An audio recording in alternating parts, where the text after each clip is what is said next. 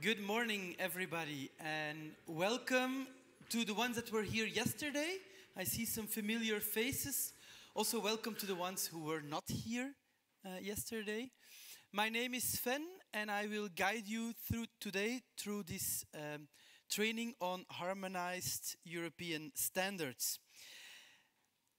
We are here with about 70 people, but we also have a bunch of people following the morning online. Yesterday we were 200. I don't know how many we are now, but I will be informed about that later. But so there is plenty of interest for this event. Yeah, I get some fingers, but I cannot count it. But yesterday we had about 300 people. I'm guessing today we are more than 100 as well. So that's quite a big community that is present here today and yesterday. I have some housekeeping informations for you. Throughout the day, both in the morning and the afternoon, we will have some interaction moments using a Mentimeter, which is a digital tool where you can kind of vote and give your opinion. And I have two things to say about that. One, the QR code stays the same all morning, so you don't have to rescan it every time. If you just open your browser, then the new question or new statement will appear. And secondly, it's anonymous. So you don't have to be worried that if you give an answer, you will be called out if it's not correct. You can just participate and we will not know who said what. So feel free to add whatever needs to be added on the Mentimeter. At the end of the morning, we'll also have a Q&A where you can address your questions to all the speakers. And the Q&A on the Mentimeter, and we will show that later to you, will stay open throughout the whole morning. So you can add your questions throughout the morning, and there will also be the possibility to upvote questions. So if you think, this is really interesting, I agree with this, I would like to know an answer to that, just give it a thumbs up, and more thumbs up, the higher the question will come into the list. So if there's a question that is carried by a lot of people, it will be more likely that we will pose that question at the end. So take a look at that. Once we show the Mentimeter, you will get the code, and then you will be able to access that throughout the morning. We'll also have a lunch and 2 coffee breaks for you. So you can mingle and network with other people, because let's be honest, that's also part of the reason why people come to a conference, is to get to know each other, to align and to exchange information during the breaks. I have some guidelines for you as well. As a matter of fact, I have 3 that might help us to get the most out of this day together. And the first one is try and avoid as much as possible your weapons of mass distraction. I see some weapons of mass distraction already here into the room. Phones, emails.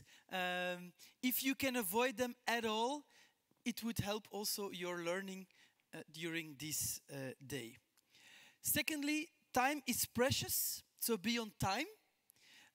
When I give an hour, a starting hour, I will start on that hour. So please rush to be here on time. And the same goes for our interesting speakers. Please stick with the time, because everything you go over time, you eat from the next speaker. And we'll have a timer for you here on stage. And then the last one is, it's the learner who learns. We provide here a context with speakers, with questions, with a lot of other people, which you can use to learn, but in the end it's up to you to actually extract the learning. So always ask yourself the question, what can I take from this at any given time? One last message maybe. We have a colleague in the back, Joyce, who will do graphic recording of the event. So she will make visuals, and in between the different presentations, you will see her work, and this will also be used in the report afterwards. I have maybe one more thing before I bring out the first speaker. I have a small riddle for you. And there's there might be a prize for the one who gets it first. Very shortly, what is the answer?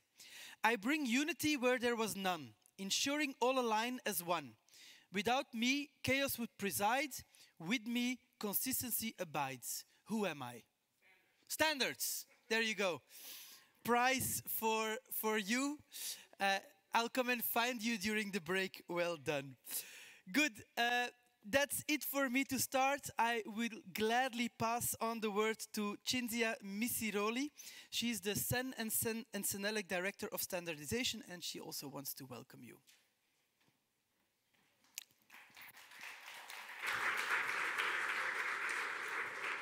Good morning, everyone. It's very nice to see so many familiar faces here with us this morning. And I would really like to thank you for having taken the time to come here. And also would like to thank you those who took the time to join online.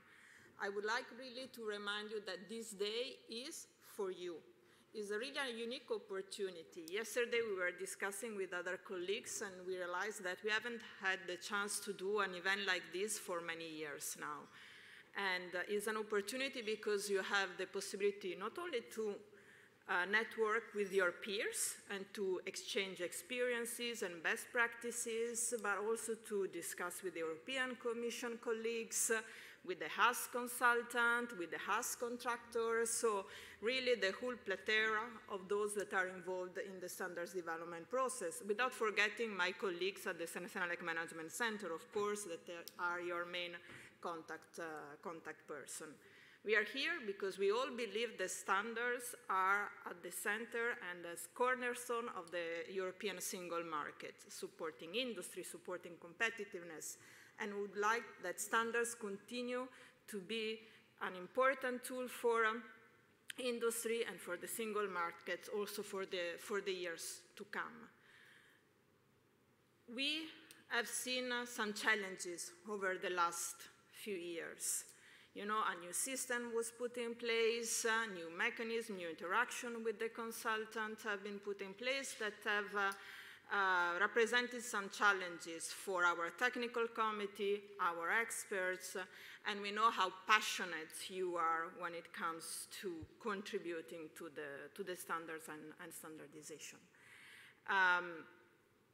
We know, especially for the LVD and EMC, that are the two pieces of legislation that we are covering today, there are quite a number of, well, let's say, problematic issues, and we are here to really try to find solutions together, to make sure that we have the same understanding on how to approach the different issues and how we can move forward, as I said, together. It's not us and the consultant on the other side. No, we are really all here together to find a solution and to ensure that we have a speedy development process and citation.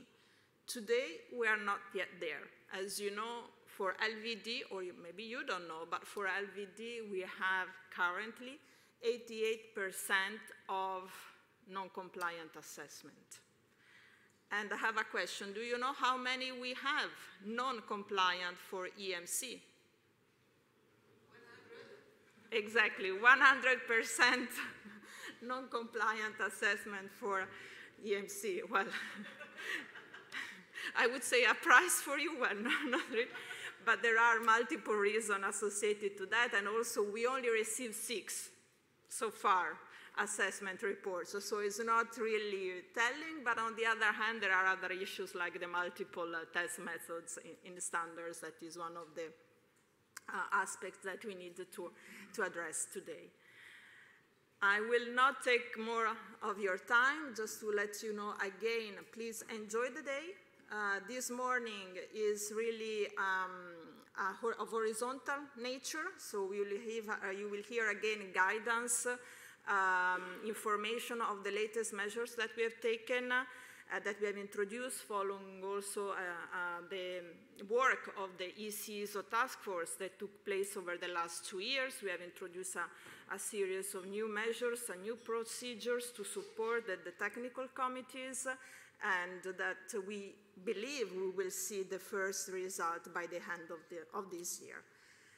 In the afternoon, you know, we will have a dedicated workshop, one for the EMC and LVD, and also there I believe that there will be the possibility to go much more in depth on the issues related to the two different pieces of legislation.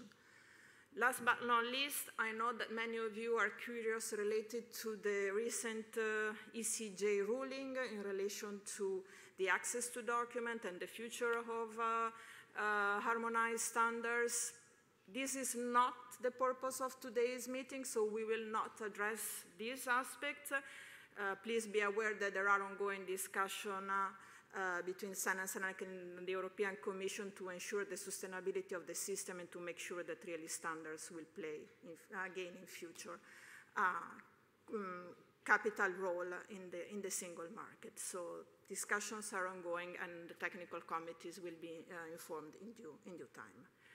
But without further ado, again, enjoy the day, take the most out of it, and give us feedback, challenge us, and we are here all together for the same purpose ultimately. Enjoy. Thank you.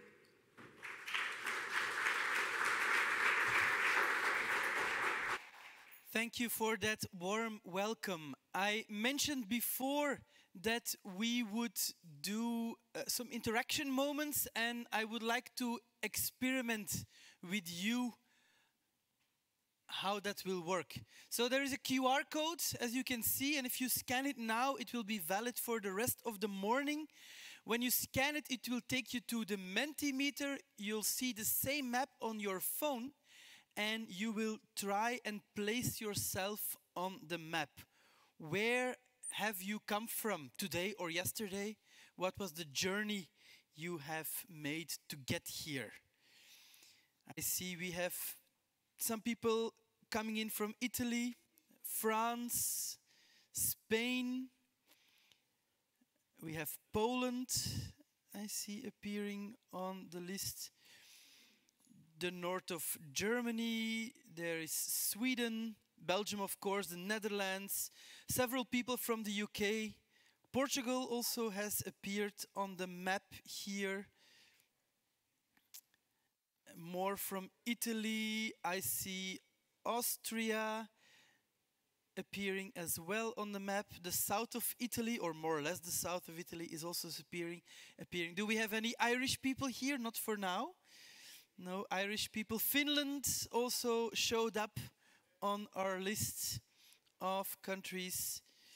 And Norway, we also have present here more people who traveled from Belgium. I guess that's the Euro bubble people that are also present. And there we go, we do have one from Ireland, or somebody who sympathizes with Ireland and who just wanted to have them on the map. That's also possible. I don't know. Okay, so quite a diverse group from different regions, different countries.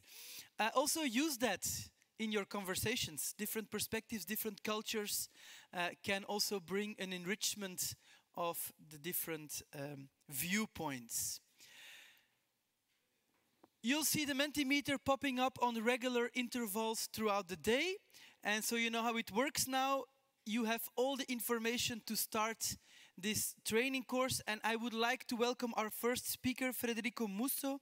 He's a team leader at the European Commission at DG GROW H3, and he will talk first about the legal framework, and after he will also talk about the role and objectives of harmonized standards in the NLF.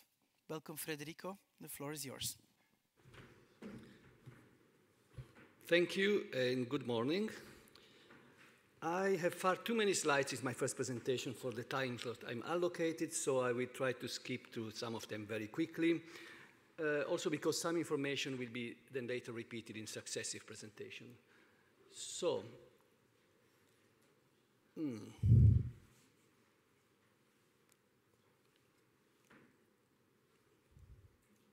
doesn't work.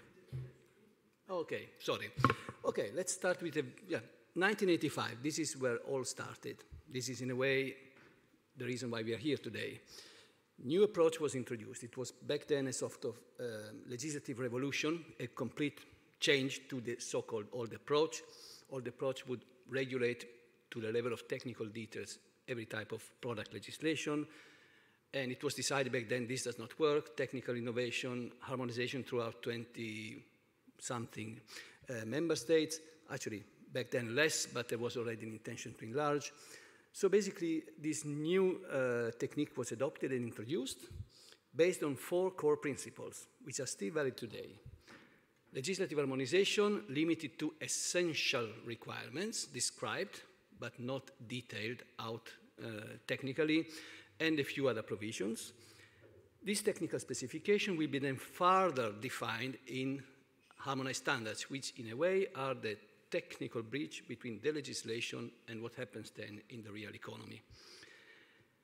Of course, in order to create a motivation for companies to use these harmonized standards, back then many market actors were still really strongly attached to their different national standards and approaches.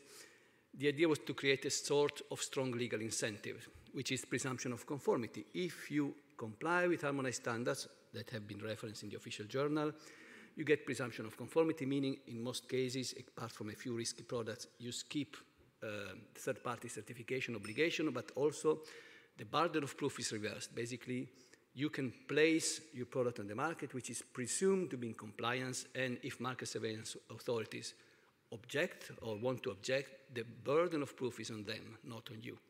So it's such a strong incentive that even if the use of standards remains voluntary in most cases, with exception of construction products,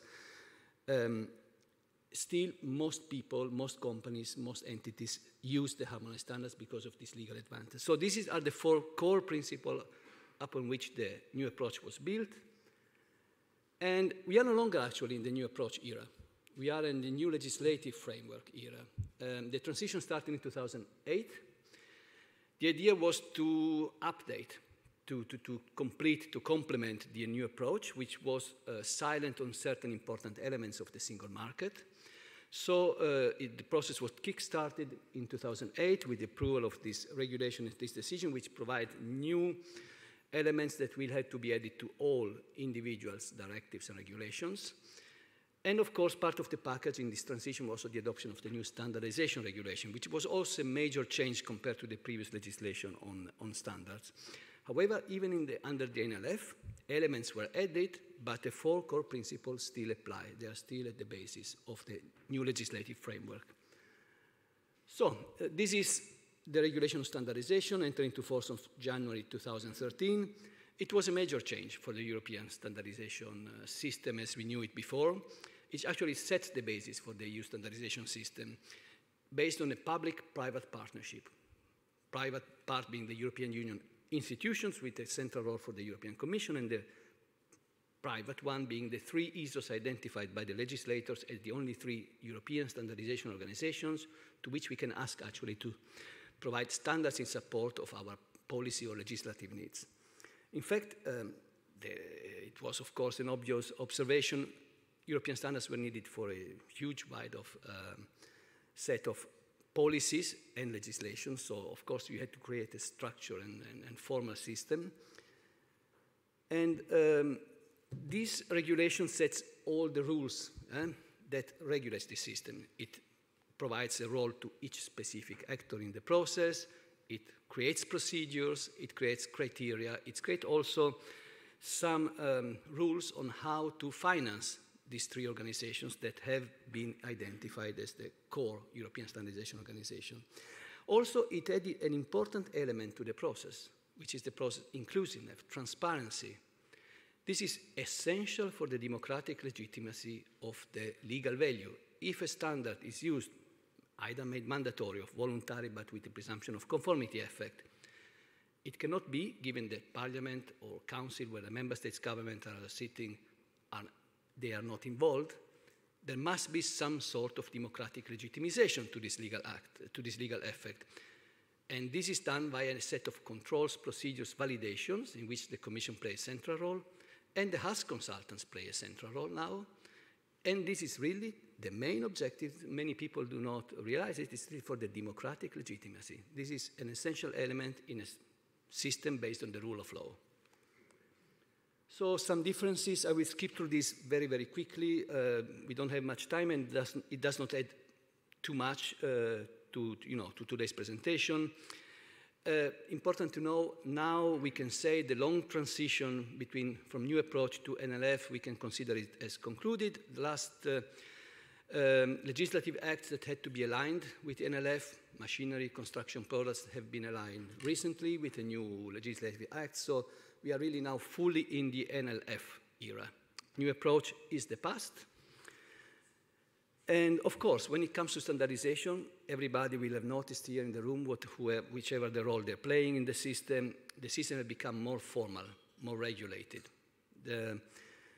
But the reason is the one I said, to ensure the democratic legitimacy of the private harmonized standard. Let's not forget, these are private documents developed and adopted by private organizations, which, however, then have a very strong legal effect afterwards. So the element of democratic legitimacy is essential. And, oh, sorry, maybe I went too far. About all of this, if you want to go a little bit more in detail into all these elements of new approach, NLF, and not only standardization, but all what is entailed by them, we have two important guidance documents. The Blue Guide is really sort of Bible of the single market harmonization legislation for products. You will find everything. It's used by market surveillance, notified bodies, public authorities, commission officials, standardizers. You will find basically everything you need to know about the NLF. The vademecum instead is more focused on European standardization. It was adopted in 2015 by the Commission in consultation with the ESOs.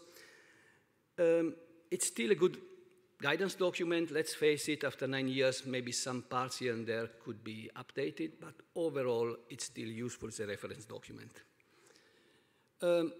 Very few words about the recent jurisprudence of the court. I guess many of you have heard about the James Elliott judgment.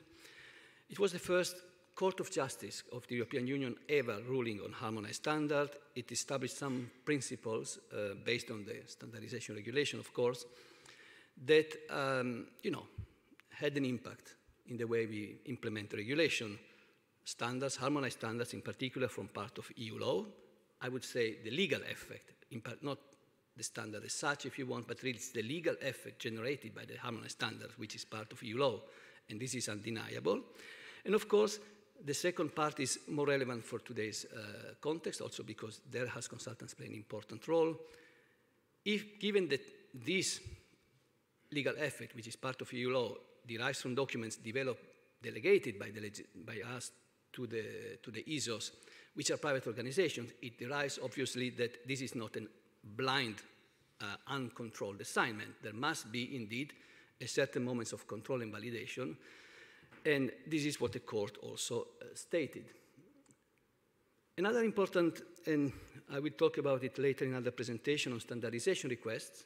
This is another ruling, maybe less known to people, but it was a ruling where the court clarified some important element related to the relationship between standardization requests and harmonized standards. We will have a separated presentation later, but these 3 points that I cited there, they are really stated in this ruling. And basically it shows that the standardization request is the necessary legal basis for the legal effect that is later awarded to the harmonized standards. We adopted after this ruling a communication in 2018, basically on harmonized standards, where we made a number of statements, where we mentioned for the first time, I think, in an official document, the role of the HAS consultants. And we also committed to ensure an efficient system, however, confirming the need to carry out those controls. Important elements. Also, these points will be later addressed later. So the Article 10, Article 8, we will have some more wording during the standardization request presentation. We will also have other elements here, but maybe very shortly, these 2 articles are important because these are the legal basis, the legal framework, the territory, if you want, in which the HAS consultants operates. Article 10.5 and Article 10.6 of the standardization regulation. Article 10.5 says that the ESOs and the Commission have the obligation to assess compliance of draft harmonized standards. We do it in many sectors via the support provided to us by the HAS consultant, but this is really the scope of this activity. It falls under this article. Article 10.6 is the one that sets the criteria and the process for then citing in the official journal, giving a legal value to the harmonized standards. Therefore, given Article 10.5 and given the James Elliott jurisprudence, we took a more leading role after the ruling, and this is the reason we introduced in actually 1st of April 2018, the new system of HAS consultant. The HAS consultant really are essential element for us to comply with this legal obligation. They support us with their expertise, with their time, with their knowledge, and it allows us really to be in compliance with Article 10.5 and also with Article 10.6. Of course, they are supporting us. We are not bound, but we, of course, take always into account their assessment, but they are not binding on us. Obviously, we don't delegate the legal obligation and the legal right to private external consultants. In the end, the Commission has to take its responsibility. This is probably not even necessary because probably most of you have already seen it. There is limited, the focus of the activities is assessment, but they of course can participate to communication activities, meetings, contacts with technical committees. They are not, however, part of the drafting process. The drafting process is really for the ISOs and the RTCs. They are assessing. If you assess, you should not draft. Otherwise, you are somehow intellectually also involved and biased in a way, even unconsciously biased. And it's a different role, drafting than assessing. And since 2022, we have a new contract. Here, in this second bullet point, you will find the link. The technical specifications are a public documents. They describe in detail the do's and don'ts, what HAS consultant can do, what they don't do, how they do it. Let's not forget it's a public procurement document, so the technical specifications are binding. They set the condition under which we carry out the contract. We try to improve the system. We added, compared to the previous document, we added more resources. We increased the time for communication activities, indeed. We also have introduced the option of conditional compliance, probably more about that later during this specific presentation. It was a request from the ISOs, actually. And that is my first presentation. And then I think I can move on with the second one. My colleague could not be there today, but it fits nicely into my presentation, so I guess I can. So my colleague Ari Viljanen had prepared a small presentation about the roles and objectives for harmonized standards in an NLF. So basically it's a continuation more in detail of what I was saying. What is NLF? Well, I just said this is indeed a revision, an improvement. This was at least intention compared to the new approach, because new approach was focusing very much on the product legislation, on the essential requirements. However, the legislator realized, okay, if you want to really have a harmonized single market, there are elements that should be also regulated. The role of notified bodies, the criteria for notified bodies, the role of accreditation, what do market surveillance do, how they must do it. So these are all elements, because in the end, without a full harmonization of also these other very important actors in the system, you will not have a really harmonized single market for goods where companies work under the same conditions in every member state. So these elements were added, legislation on these, of course, but, and also a number, and this is important here, of definitions and procedures, because new approach did not contain many definitions. Also, before the standardization regulation, even if we look at ourselves at the standardization aspect, all the definitions that we have now in the standardization regulation were not available, most of them, before. So this is also an important, certainly legally and formally, an important addition. It creates much more legal certainty and clarity. So the role, of course, is important for companies, but not only for companies. Harmonized standards play an important role for market surveillance. Not only because of the legal effect, which basically reverses the burden of proof, but also it's a fact, we see it every day, market surveillance authorities use the harmonized standard as a strong reference document for them in their controls. And it's many cases they would struggle to comply with their duties in absence of harmonized standards. Accreditation, many cases accreditation is based on harmonized standards for this type of body. Notified bodies, the competence of the notified bodies is also measured and defined on the basis of product-specific harmonized standards. If they don't know the harmonized standards for the sector, most likely they will be notified or they will be not accepted as notified body for that sector.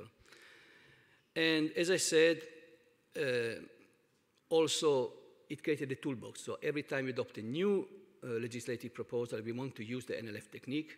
There is a toolbox, definitions, procedures, article, default, sort of template that has been used, for instance, in parts of the recent legislation of artificial intelligence, of cyber resilience, of batteries. So basically, it creates a sort of template or blueprint on some important elements. The objective, well, of course, have technical harmonization throughout the European Union, and also harmonized standards are a leaner, more flexible tool than legislation. The legislative process in the EU is heavy. It's lengthy in most cases, and if technical progress happens very quickly, it's impossible to keep up. So harmonized standards are supposed to be more easy to update, to adapt, to conform to the changed state of the art. And yeah, they create a sort of level playing field. That's also the intention. And it should also really ensure that products have a high level of compliance, high level of safety. I think in the European Union we have one of the most strict systems for certain elements.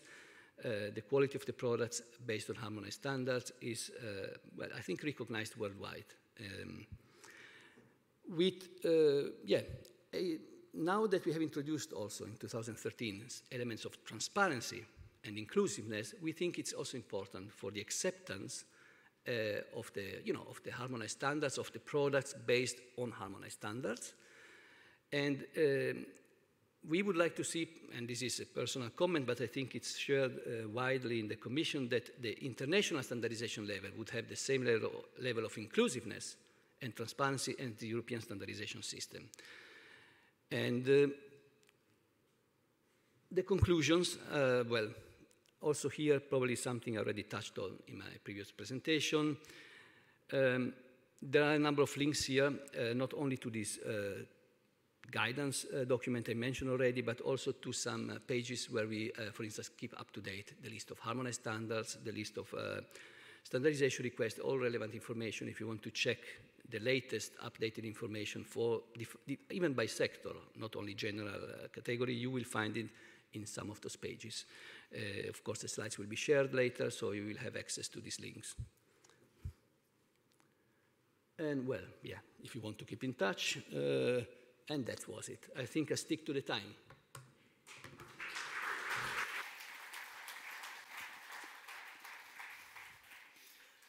Thank you so much.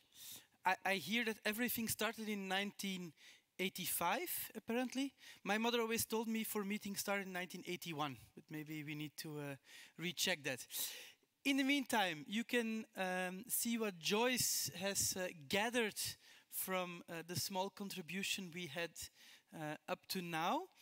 And before we go to the next speaker, I would like to do a small experiment with you. I guess you can agree that setting standards is all about aligning with each other, right? It's to finding a common ground and agreeing on what should be the standard. And I guess you also agree that it's not always easy. Yeah? But, I mean, if we can find a bunch of skilled people, it should be here, no? Because there's a lot of standards that you have already said. So let's check that out. Let's check your competence. On your table, you find a deck of 3 colored cards, a green one, a blue one, and a yellow one. So pick a small deck for yourself, and then, without letting them know, pick somebody here in the room that is not sitting at your table, and don't let them know that you picked them. It might be somebody that you secretly admire, potentially, I don't know. So pick somebody, not on your table, but don't let them know that you picked them. You got somebody? Wonderful. When I will count to 3, you will put up one of your colored cards, and you can choose green, yellow, or blue. And at the same time, you keep an eye on the person that you chose. And if that person has a different color than you, you change to that color. Yeah, so if I have yellow and my partner is the one sitting here in the front and he has green, I change to green if he puts green up. If he changes to blue, I change mine as well. Capiche? Got it? Okay, wonderful. So I'll count to 3. 1, 2, 3, stick up a color. And then change if your partner also changes. It's quite a big mix. We see a lot of yellow, green. Green is a bit not winning here. I see yellow and blue going up. Still some green. But green is coming back. There's a comeback from green. Okay. Ooh, alignment is difficult. I still see changes. I still see changes. Blue is also making a comeback. Now green, lots of changes.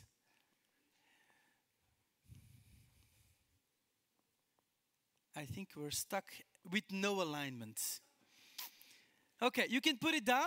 Let's try it one more time and try now to play the game with the intention, still follow the rules, but play it with the intention to align and to come out with one color. Yeah? But still stick to the room. So pick somebody else, pick another person. Maybe somebody you admire less. Okay, 1, 2, 3, go.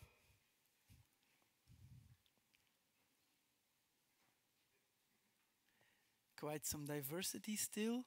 Keep on looking at your partner. I think we have yellow taking over. I think blue is eradicated by now. And I don't see any more changes. Okay, well done. Put it down. Quite much more alignment. Is there any strategy that you use now that you didn't do the first time? No? Yes. Yes. I've played this game hundreds of times with probably thousands of people, and indeed slowing down a little bit helps the process. And I think that is also what you are doing all the time, right? Is to slow down, look at what is going on, what is moving, what are the different perspectives, and then try and align and get together. Voilà. So not too bad. I'm quite happy with the result that we got here. So let's move on with our next speaker, who you already know. No, actually, yes, you know one of them, not the second one. So we'll have Federico coming again on stage to talk about standardization request, but he will be joined by Alicia Gaetani, and she's the project manager at Sen and Sensenelec. I don't know where Alicia is. There she is. You can wait, or you can, voilà, there you go. So it's last time you hear from me today, I promise. So standardization request, very, very, very important. Why? It provides legal basis. We will provide here in joint presentation also some, some information about the process leading to the adoption and all the elements related to it. And the unstar cases I mentioned before, so the fact that the standardization request plays an important role as legal basis, please keep it in mind. So, legal basis for standardization request. 2 articles of the standardization regulation. 10 sets, the process for the preparation, adoption, and execution. Article 8, annual union work program. Very important. You cannot adopt a standardization request if it's not cited in the annual union work program for that specific year, unless there is a proven urgency. I mean, COVID happens, something like that. But as a general rule, annual union work program first, standardization request afterwards. We have the vademecum already mentioned, which provides some good guidance. And in some cases, sectoral legislation also touches upon, this element of standardization request, not in many cases, but it can happen. So let's start with a short test of your knowledge, also to set the scene. We have here 3 statements. Some are true, some are false, and you have, of course, to say, I think this is the voting tool, which one is true and false. Of course, Commission officials are not allowed to get a wrong answer, so I will check afterwards how you reply to it. So, a harmonized standard can be cited in the official journal of the EU, even if it's not explicitly listed in a valid standardization request or mandate. True or false?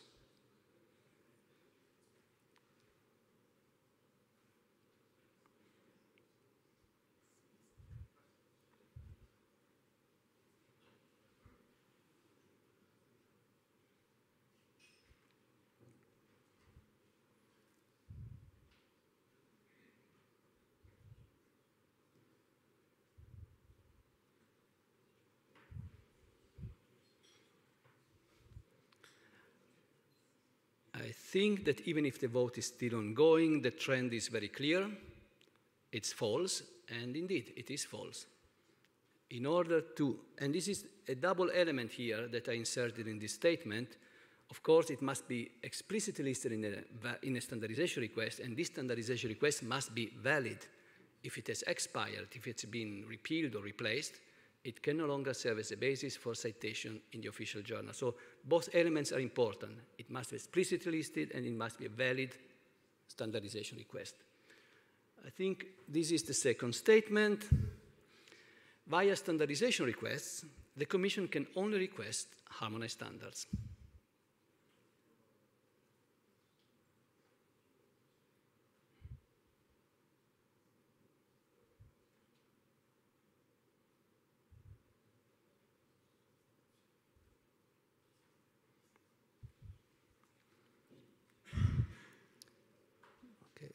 Give a few seconds more, but I think the trend is also rather clear, which is different from yesterday's reply to this specific question, which is interesting. We had yesterday a different audience.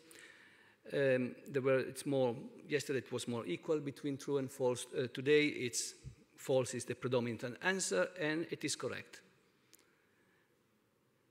We have an empowerment in the standardization regulation to adopt not only harmonized standards, but also European standards and any other standardization deliverable, technical specification, technical report. In 2 occasions, we even asked for a SEN guide. And there is no limitation. It's a broad empowerment. Any type of the standardization documents can be developed by the ESOs, can be, if needed, included in a standardization request.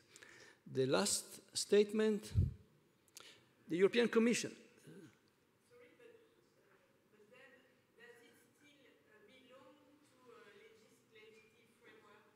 It depends.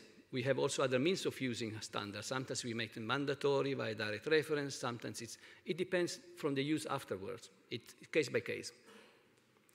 So, European Commission needs to consult all 3 ESOs, European Standardization Organization, and all Annex 3 organizations, which are the organizations representing the societal stakeholders and the SMEs in standardization, defined in Annex 3 of the Standardization Regulation, hence the name. Before adopting each standardization request, even if the sector or the technology is outside the actual scope of work or expertise.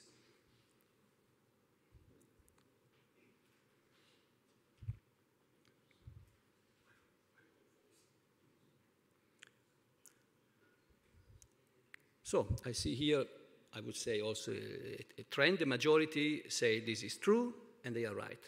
It is true.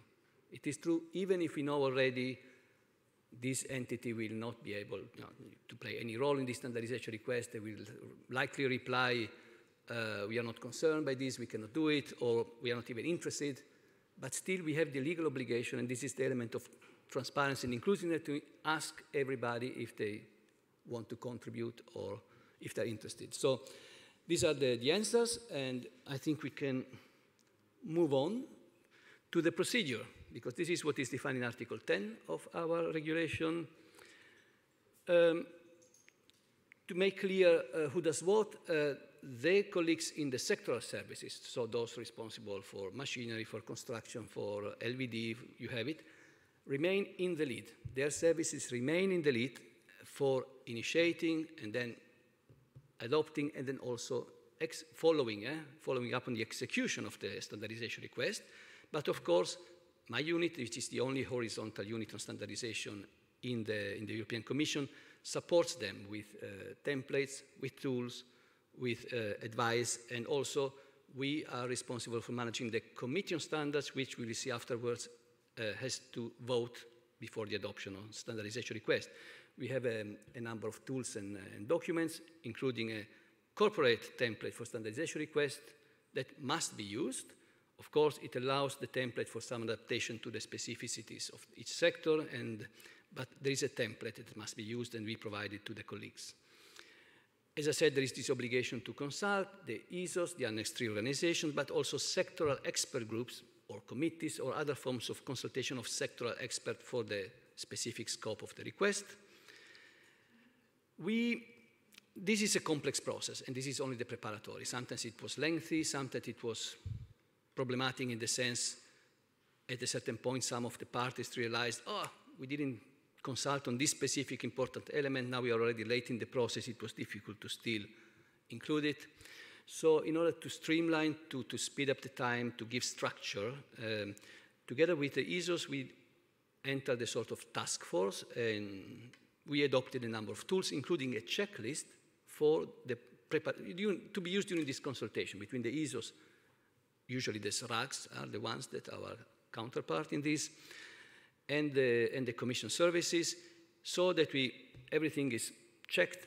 This has been verified, this has been discussed, this has been clarified, and there is a sort of traceability that all points were discussed and solved and how. This has proven so far, we have introduced it last year, to be actually very effective in reducing the time needed for this consultation and also to ensure that it's easier to agree on all the parts of the document. This is a term that English native speaker probably will not know because it's really Brussels jargon. Basically, we have a set of secondary legislation that can be adopted by a committee. So you don't need to go to the parliament, you don't need to go to the council formally, but there is a vote in a committee made up of member states representatives, so the 27 member states are still voting on it. I'm summarizing. My legal colleagues will say, but okay, I'm really summarizing very much. And basically, this is now another new element of the standardization regulation. In the past, before 2013, when the Commission wanted to adopt a mandate, as it was called back then, the relevant director would simply prepare, consult informally the relevant ESOs, not even all of them, basically it's not a contract but similar, no? And send it to the ESOs for acceptance, which at that point,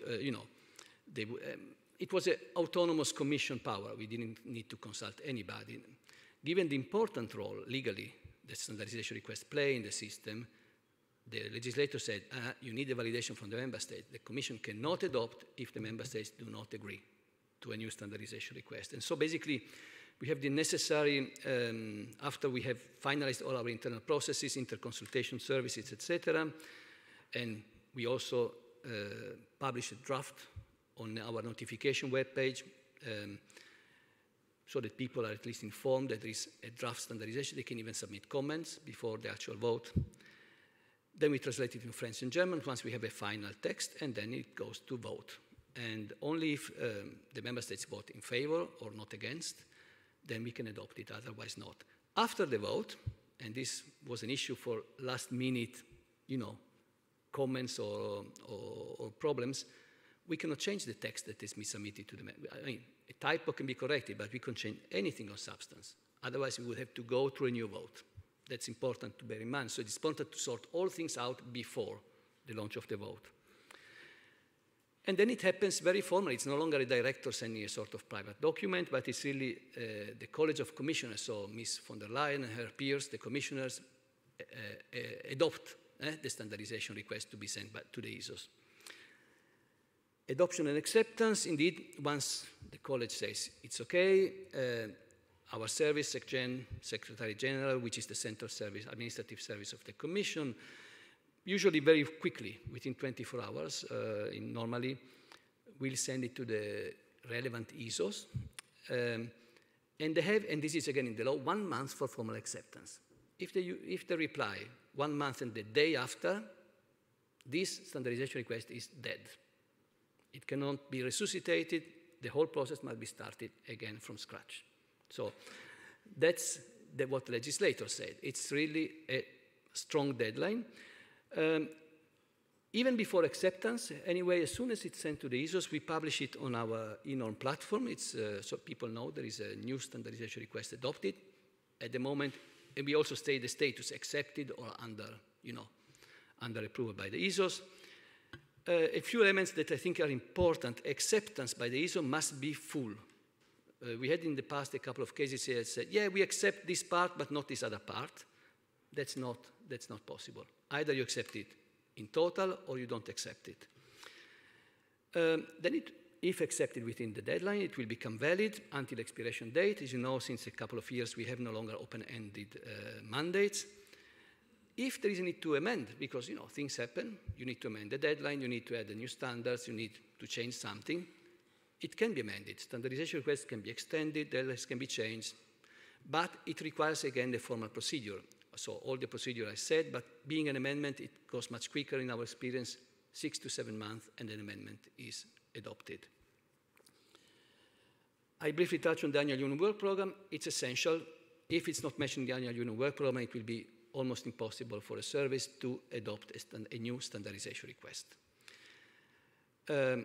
It's something that there is a procedure coordinated by my unit. We consult all the Commission services.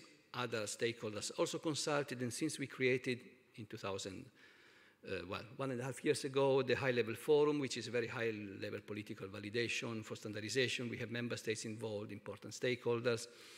We also consult them for the, let's say, political input, for suggestion and political validation.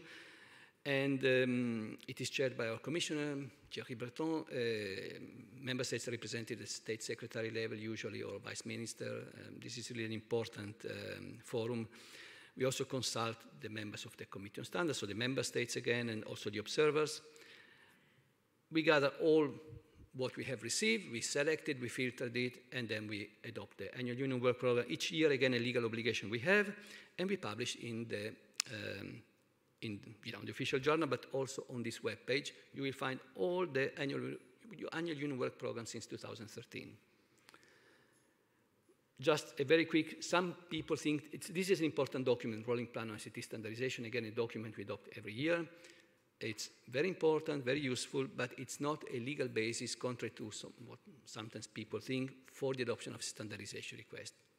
It's the annual union work program. The execution, Article 10.5 and 10.6, I already mentioned. 10.5 is mostly the territory of the HAS consultant. 10.6, of course, the Commission plays an important role. But basically, we have once it is out, it's not, our job does not end there, actually. It continues. We have to monitor and give a sort of final validation and publication in the official journal of the reference. I think this is now Alessia's part. Is it correct?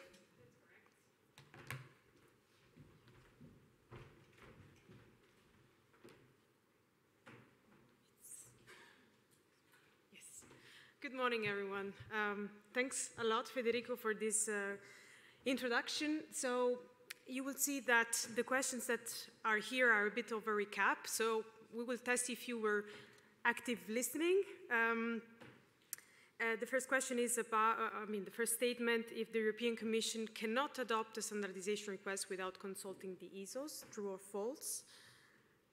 I think Federico was very generous. You probably have some hints by now. Yes, it's quite clear that you were listening. That's correct. The European Standardization Organizations needs to be consulted along with other stakeholders, as we saw before the standardization request can move on and can be accepted. Next question, a standardization request can be adopted even if member states vote against. Is it true or is it false?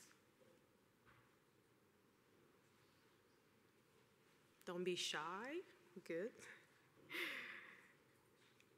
Oh, that's surprising. So most of you replied that this is, no, sorry, false, yes. Can be adopted if member state vote against. That's your reply is correct. It's false. It cannot be adopted if member states vote against. It's crucial that there is the green light for member states. Next question is about the acceptance of or rejection of the standardization request. Within Sen and Senelec, this is decided by the technical committees. Federico did not help you with that, but I will give you the answer in my presentation. But let's see. False. That's correct. It's false, and we will see later on in the presentation who is actually deciding on the acceptance or rejection. All right, so moving on with the presentation.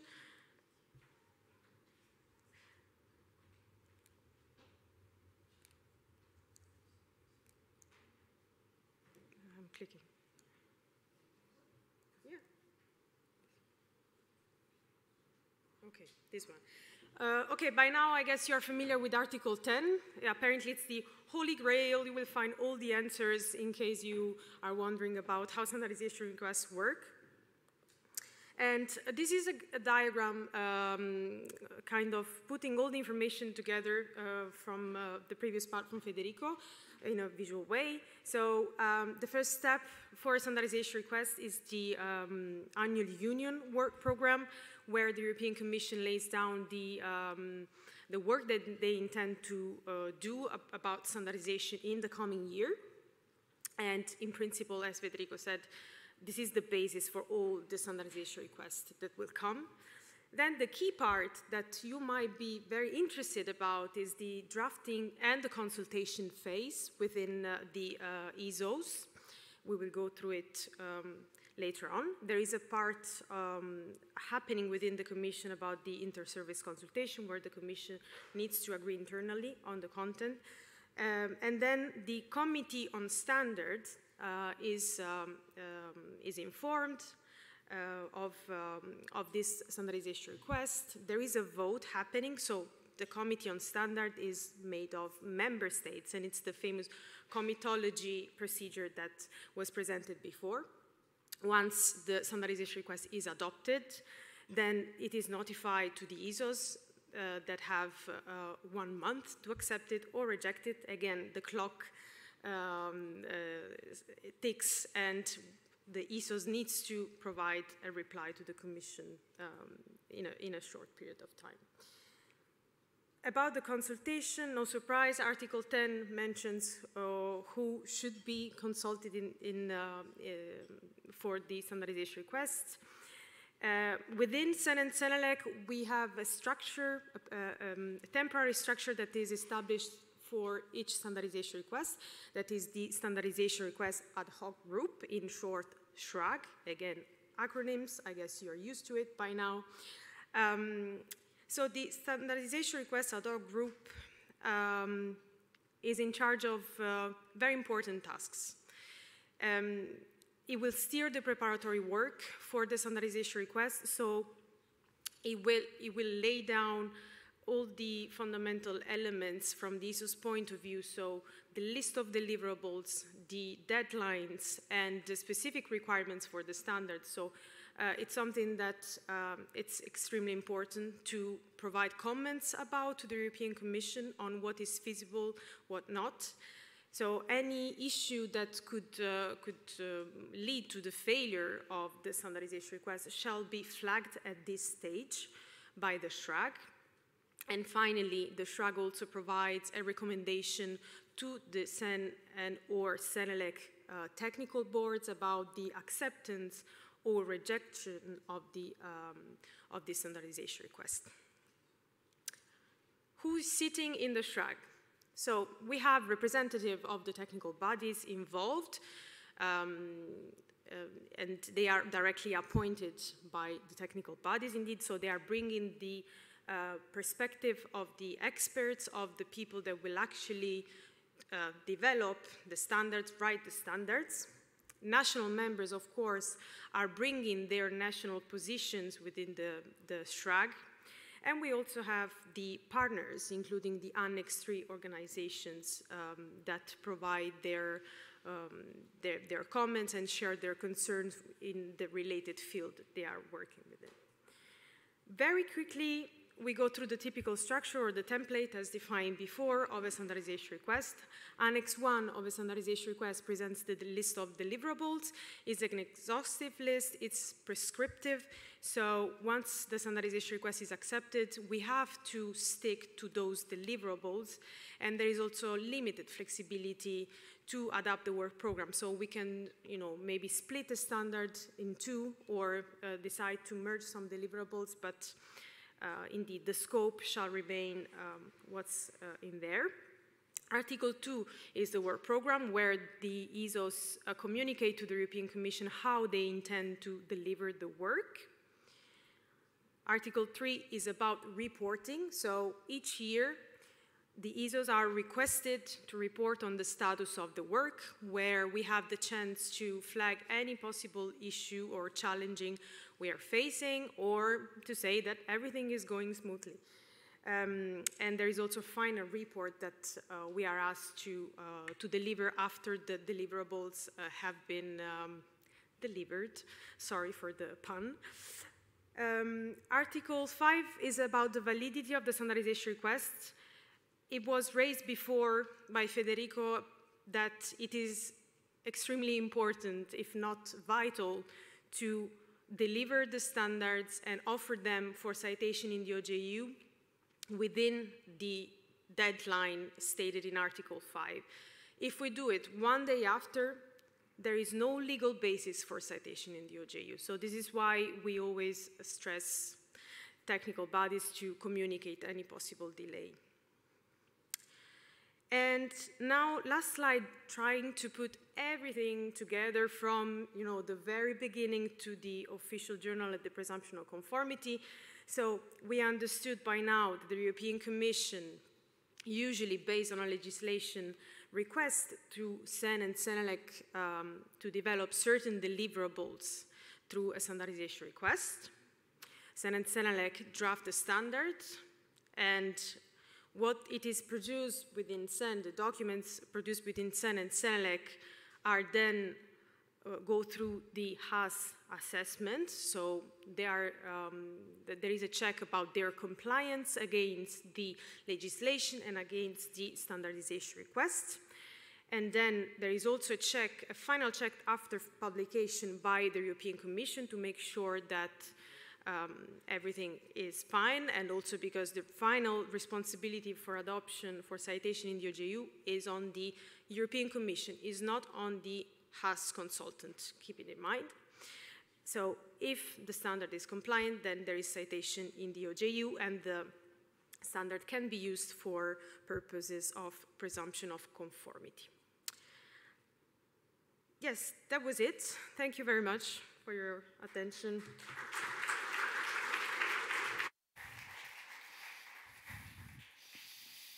Thank you so much. Let's take a look at what Joyce captured from this conversation or this presentation. Different steps here: initiate and manage, consult, the comitology, vote in, the adaptation of the request, full acceptance, and then in the end publication in the official journal of the EU. How is the consultation organized in CEN and CEN-CENELEC? There's the SHRAG group, who's composed of technical bodies, the national bodies, and different partners who work with that. So that's what Joyce captured from that conversation. In the meantime, we have about between 80 and 90 people online who are participating actively. They have the benefit that they can chat amongst each other, which is not so much the case here. But maybe let's say hi to them. They are over there in that little camera there, so just say hello to the people that are online listening and who don't have the opportunity to be here with us today. We saw several people taking pictures of the slides. Of course, that is permitted. You can do that. But we will also send them to you afterwards. So you will also get them in any case. There is no absolute need to take them if you are afraid that you will not or miss out on some of the information that is presented here today. We have 2 more speakers before we go to our first coffee break. Next up is Gabriella Sestini. She's the policy officer at the European Commission at DG GROW H3, and she will talk about the citation of the hens in the official journal of the EU. Gabriella, the floor is yours.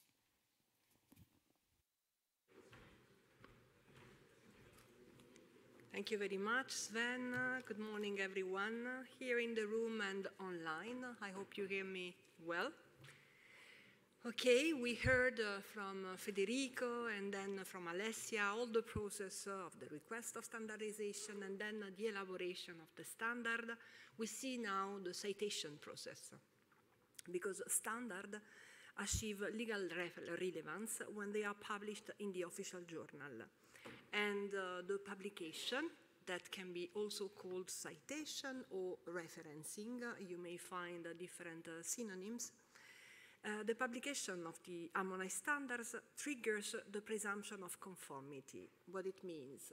In simple words, manufacturers applying the standard can assume that they are acting in compliance with the corresponding requirements of the EU legislation. So the citation links the standard to the EU legislation. And as Alessia said before, in Article 10, yes, of the standardization regulation, we can find all our answers. This is also the legal basis for the citation in the official journal, and in particular, paragraph 6. That says that where a harmonized standard satisfies the requirements which it aims to cover and which are set out in the corresponding union harmonization legislation, the Commission shall publish the reference in the official journal. Let's see together the process of the citation, how it is executed. So once a standard is finalized and adopted by the European Standardization Organization that developed it, and if the standard satisfies the essential requirements it intends to cover, the ESOs offer the standard for citation to the Commission. And here I would like to precise that although the Commission can request all the standardization deliverables, the standard, technical specifications, technical report, even the workshop agreement with the standardization request, only a EN, only a standard can be published in the official journal and has this legal effect of presumption of conformity. The standard prepared and offered ideally has received a positive assessment, but there is no automatism. The Commission, in fact, is not bound by result of compliance by the HAS consultants and must verify various aspects before deciding to publish the reference. So once it's decided, the citation of the standard follows a very structured legal procedure, similar to the adoption of the standardization request, a bit simpler, because, but it is a legal procedure, because there is a political validation by the College of the Commissioners. And this is done via a Commission implementing decision. So the service of the Commission responsible initiates the procedure and prepares the act, and then consults all the concerned services. It is called an inter-service consultation. Certainly, it consults the SecGen and the legal service, and then according to the standards contained in the Act.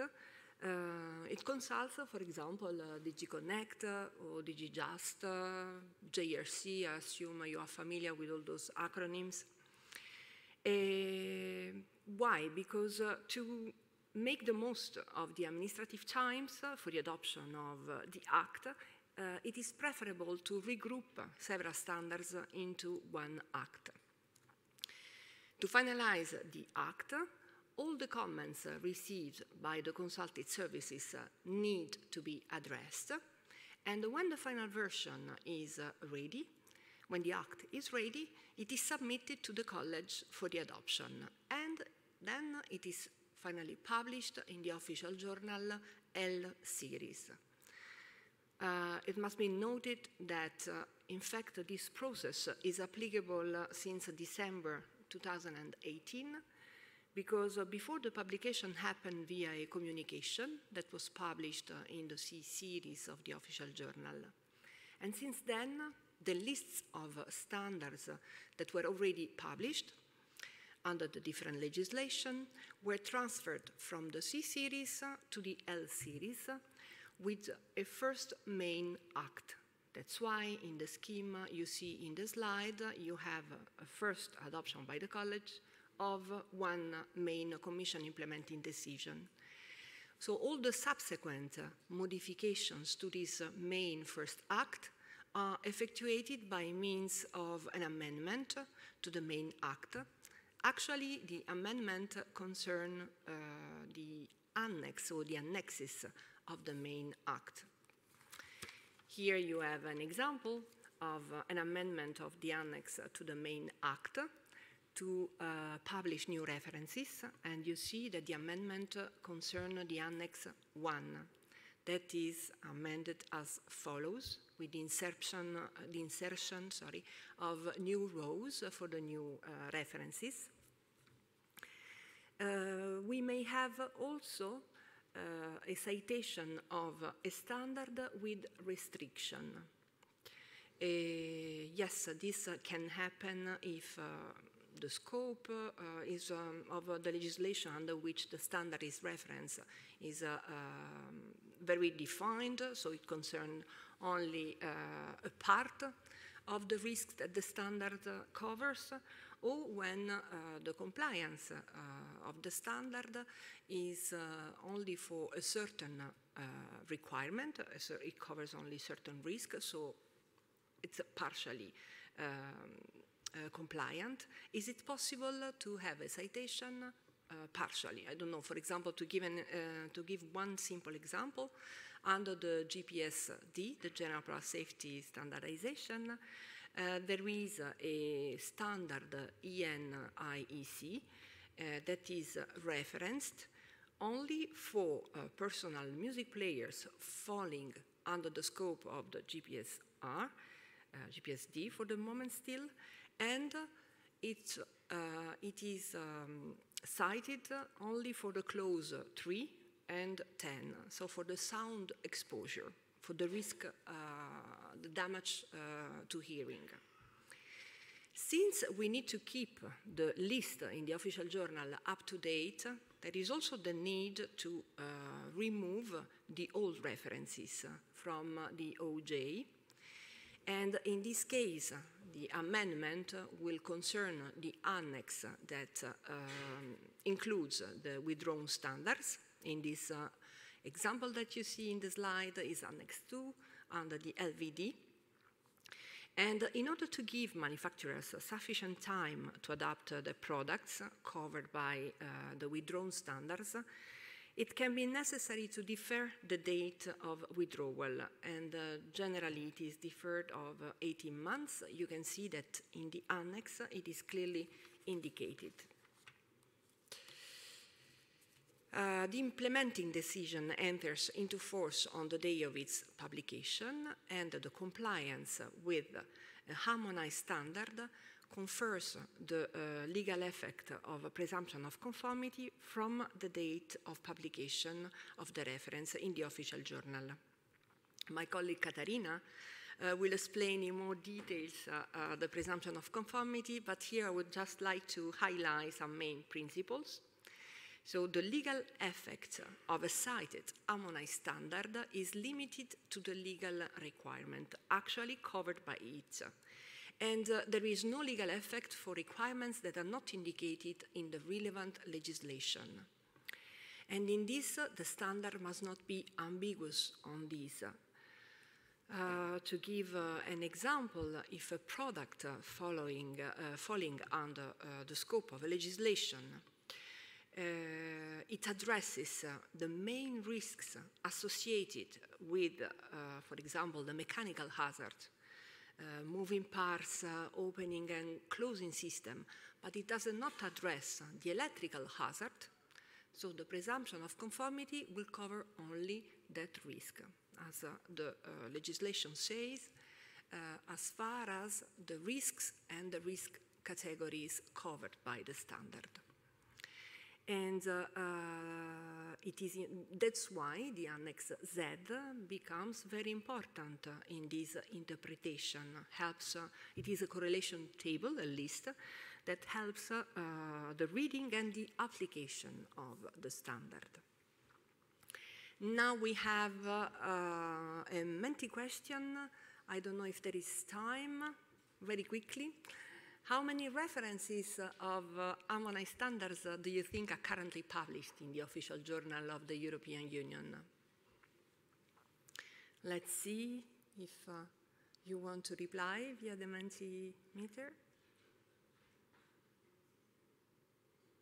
Yeah, I see that the answers are very close to the reality, because in fact we have around 3,600 references published in the official journal in total.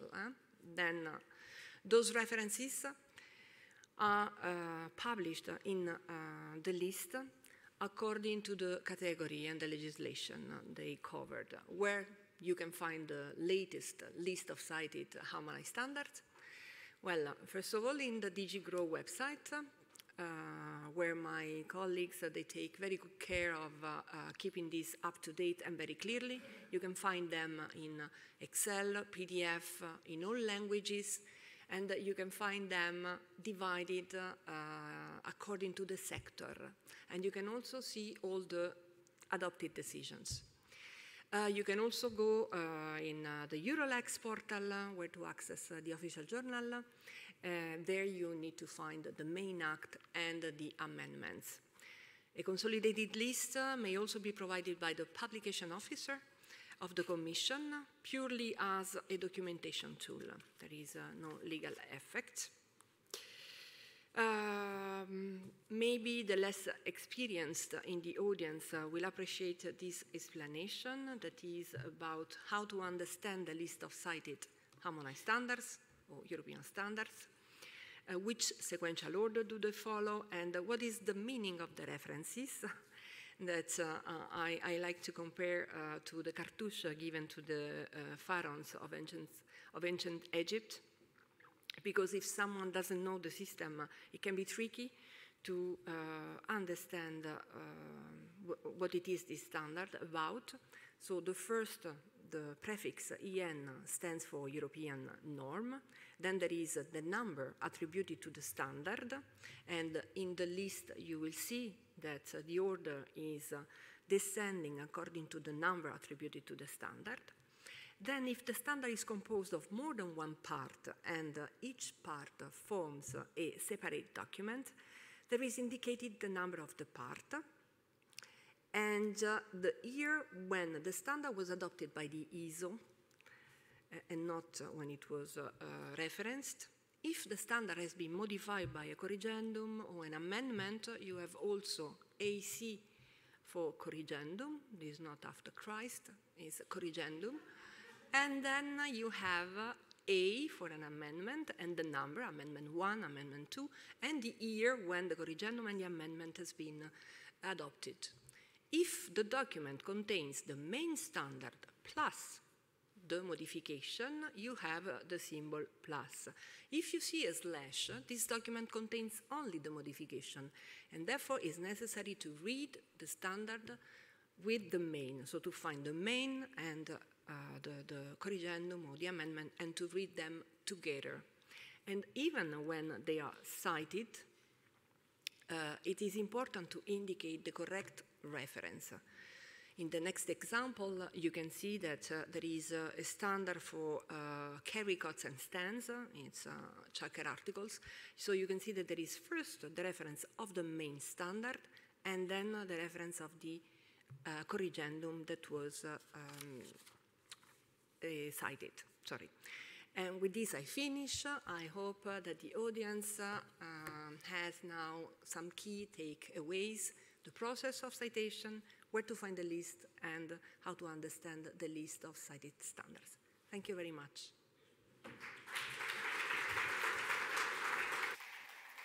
Thank you so much, Gabriella.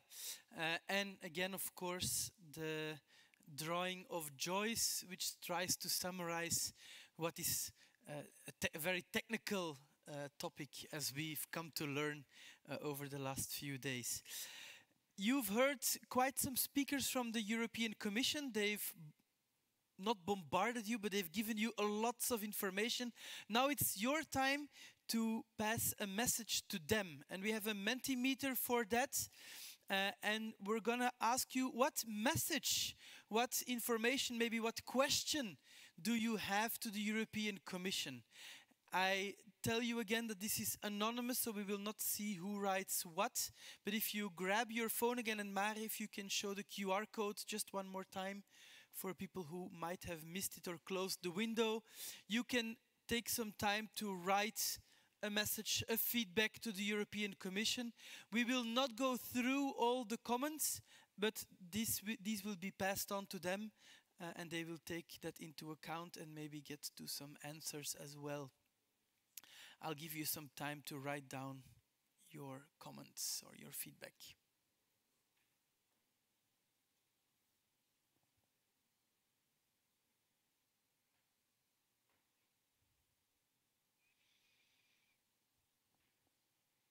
The interactive presentation and not reading from a paper was very nice. Very useful information. I better understand the process from creation to adoption now. Thank you for a very informative session, well presented. I hope that these are not the comments of the Commission.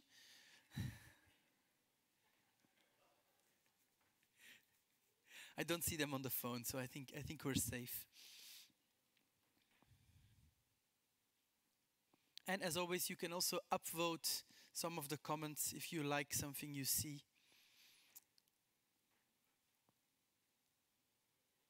Without the citation of the standards, the whole process is a waste of time. How can the Commission guarantee to fulfill its tasks timely? What happens if they are late or do not allocate enough resources? Good question. Don't forget to also put that in the question section that we also have, because it might be an interesting one to answer later on. Well prepared and understandable. Set realistic deadlines for delivering standards.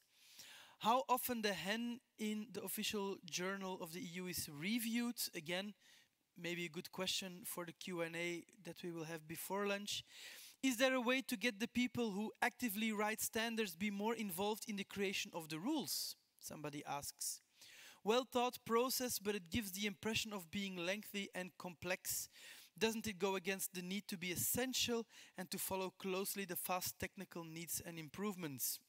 Again, good question. Please address it later in the Q&A. Process is well structured, but the HAS system should be more lean. You stressed the word speed up while we observe a slowdown in the process. So there's clearly a trend here that there's a need for finding ways to speed up the process, which I can only imagine is not always easy to do with so many actors involved. But that seems to be a need that is present here in the room. The process was interesting, but how many hands are still pending, but very much awaited? Can the EU Commission refuse results of an approved consensus result? And what are the specific timelines publishing in the OJEU? Cut the process of hand standards to the minimum. The trend continues at the time issue, which I guess makes sense. If we look around us, things are speeding up, innovations are coming, and it's always difficult for governments or institutions to kind of keep track of this ever speeding up process. More intercommunication between TC and EC is needed, and in theory it works, but in reality the process is longer. Good, they will take up the comments that you have made, also the ones that were given yesterday. And that brings us to the last speaker before a well-deserved coffee break. I gladly give the word to Katharina Noheil, also from the European Commission, and she will speak about the presumption of conformity and what that actually means.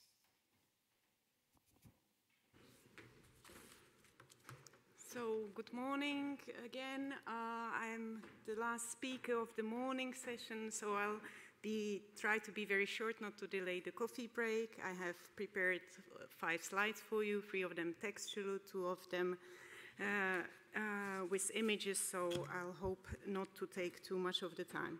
Perhaps to link in the comments we've just seen, one of them not read out aloud was legal and technical do not go well together. Well, I hope after my presentation you will see that it is important that they go together, and that is sort of the basis of the new legislative framework, that they go together. And of course, Commission is very well aware that the single market is not made only of industry, but also consumers, citizens, businesses, and all the interests need to be put together and have a solid legal foundation. So let us see the first slide. And let's dive directly into the subject by defining what we understand by the presumption of conformity. So, as you may know, it is a legal concept within the EU legal framework, which makes the products, services, or processes which comply with harmonized standards automatically presumed to meet the essential requirements from the relevant EU legislation. To repeat again, what is the general framework of the standardization? The purpose of the presumption of conformity is to simplify the market access by reducing further needs for other types of conformity assessment. So with this presumption of conformity, we arrive at the objective so that the manufacturers who voluntarily comply with the harmonized standards are able to demonstrate conformity of products with the essential requirements. Where do we find the legal basis for the presumption of conformity, for the cornerstone of the new legislative framework? It's the regulation which was repetitively mentioned by our colleagues, the regulation 2025 from 2012 on European standardization, then of course the new legislative framework as a whole, and then the individual harmonized standards which are developed by the 3 recognized European standardization organizations, CEN, CENELEC, and ETSI. Gabriela has already shown you where to find a list of the harmonized standards on the Commission web pages. So when we were defining what this presumption of conformity, this legal fiction, if you wish, is, we have referred to the essential requirements which are laid down in the EU legislation. So to better understand what those are and how does this concept of presumption of conformity apply to them, let's move to the next slide.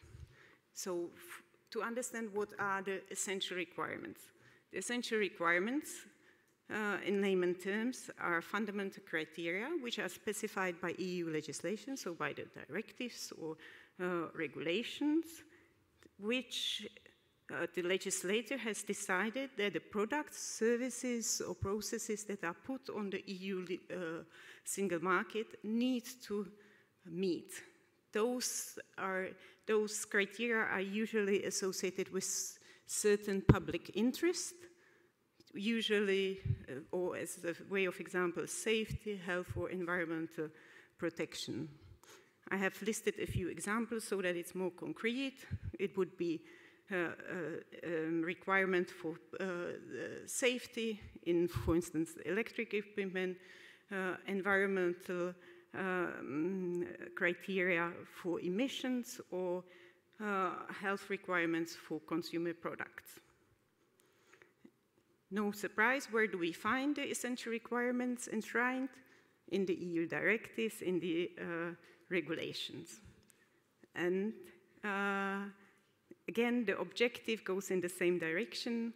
The compliance with these essential requirements is mandatory for products to be placed on the EU market, and guarantees that they may do so.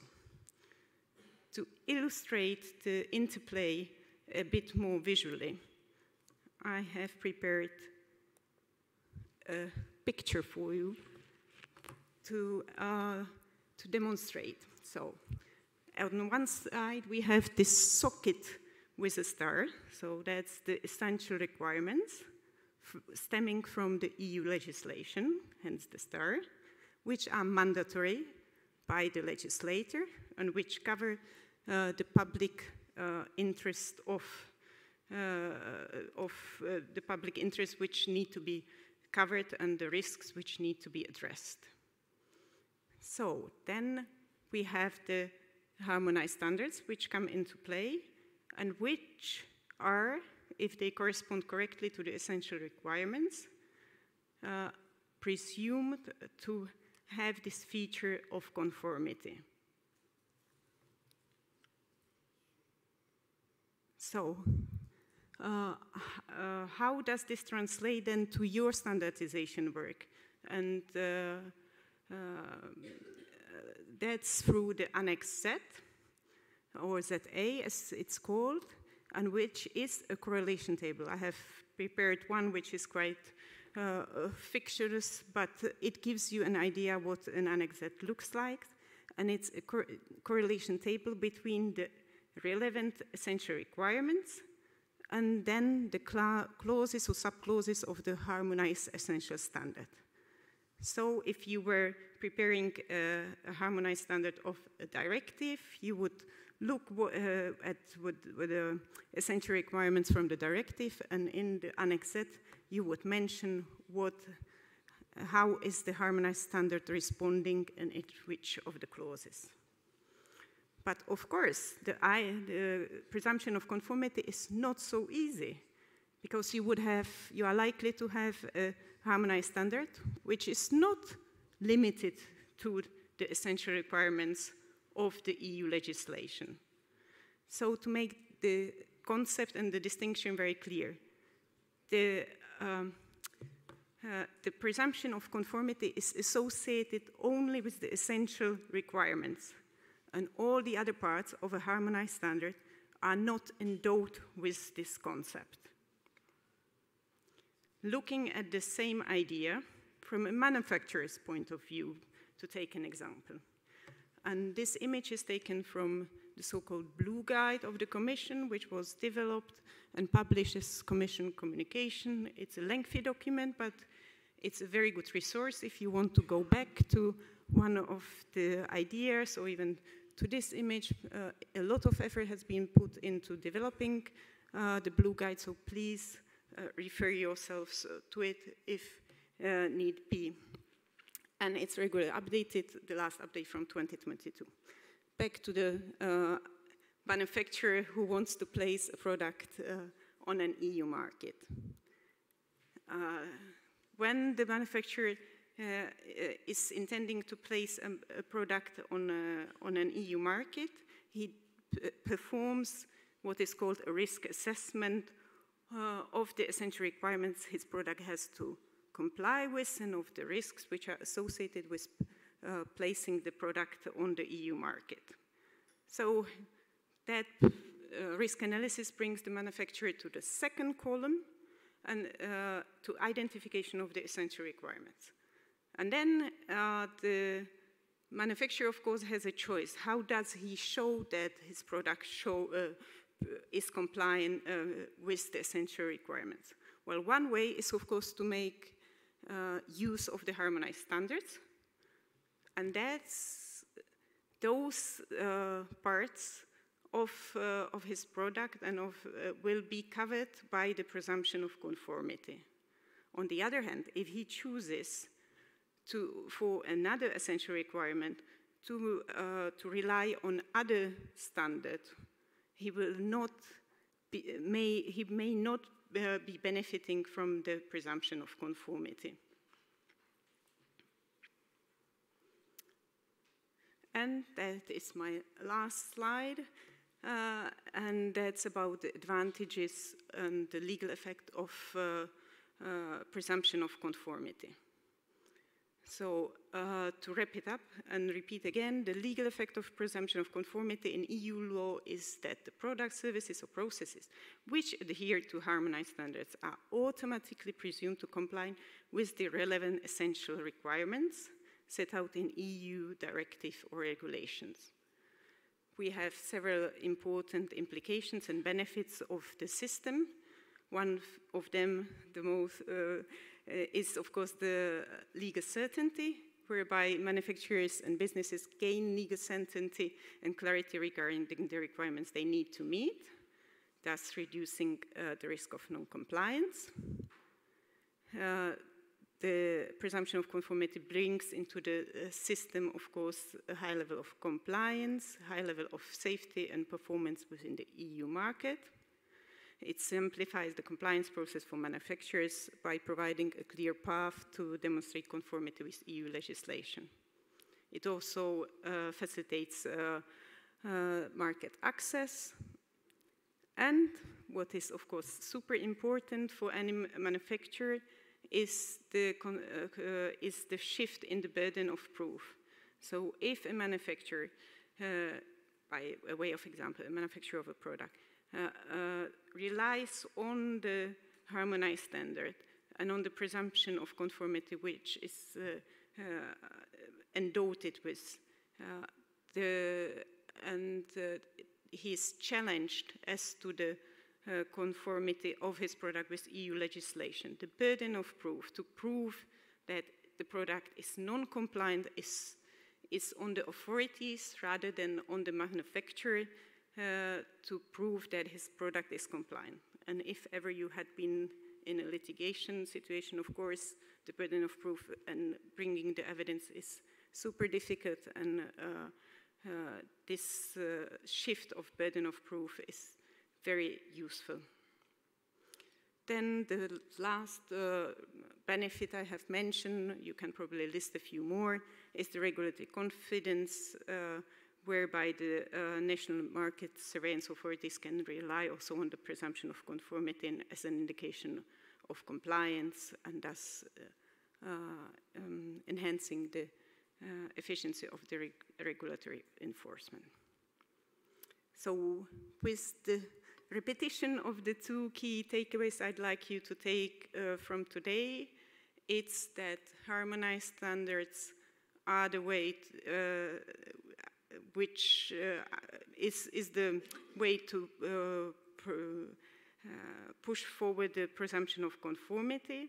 And the second one for you and for your work is the importance of Annex Z, which is the method which translates the legal requirements, the essential requirements from the law into the technical requirements of the harmonized standard.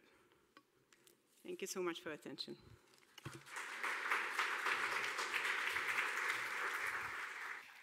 Thank you so much to all the speakers of this first block. You have deserved a coffee break. I will start back at 11:05, and I hope to see you all back here at that time. See you after.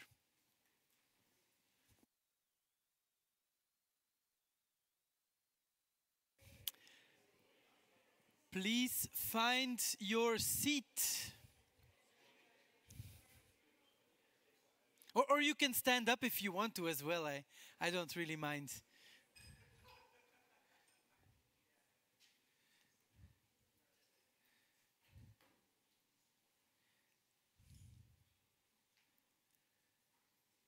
I was seeing a small TED Talk on Tuesday, which actually showed that sitting all the time is killing us.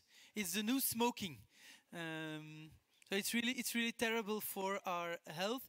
Apparently, we sit about 9 hours per day on average. Sitting 9 hours per day. By the way, are there any scientists here? Raise your hand if you identify as a scientist. None of you. Okay, but do you know why scientists, why they have bodies? No? It's to take their heads to meetings. Maybe it's the same with people who work in standardization, I don't know. All right, we are starting with the second part of this morning, and we're gonna kick right in with our next speaker, Frédéric Mlanau. He's the account manager for Sen and Senelec. Oei, that was difficult.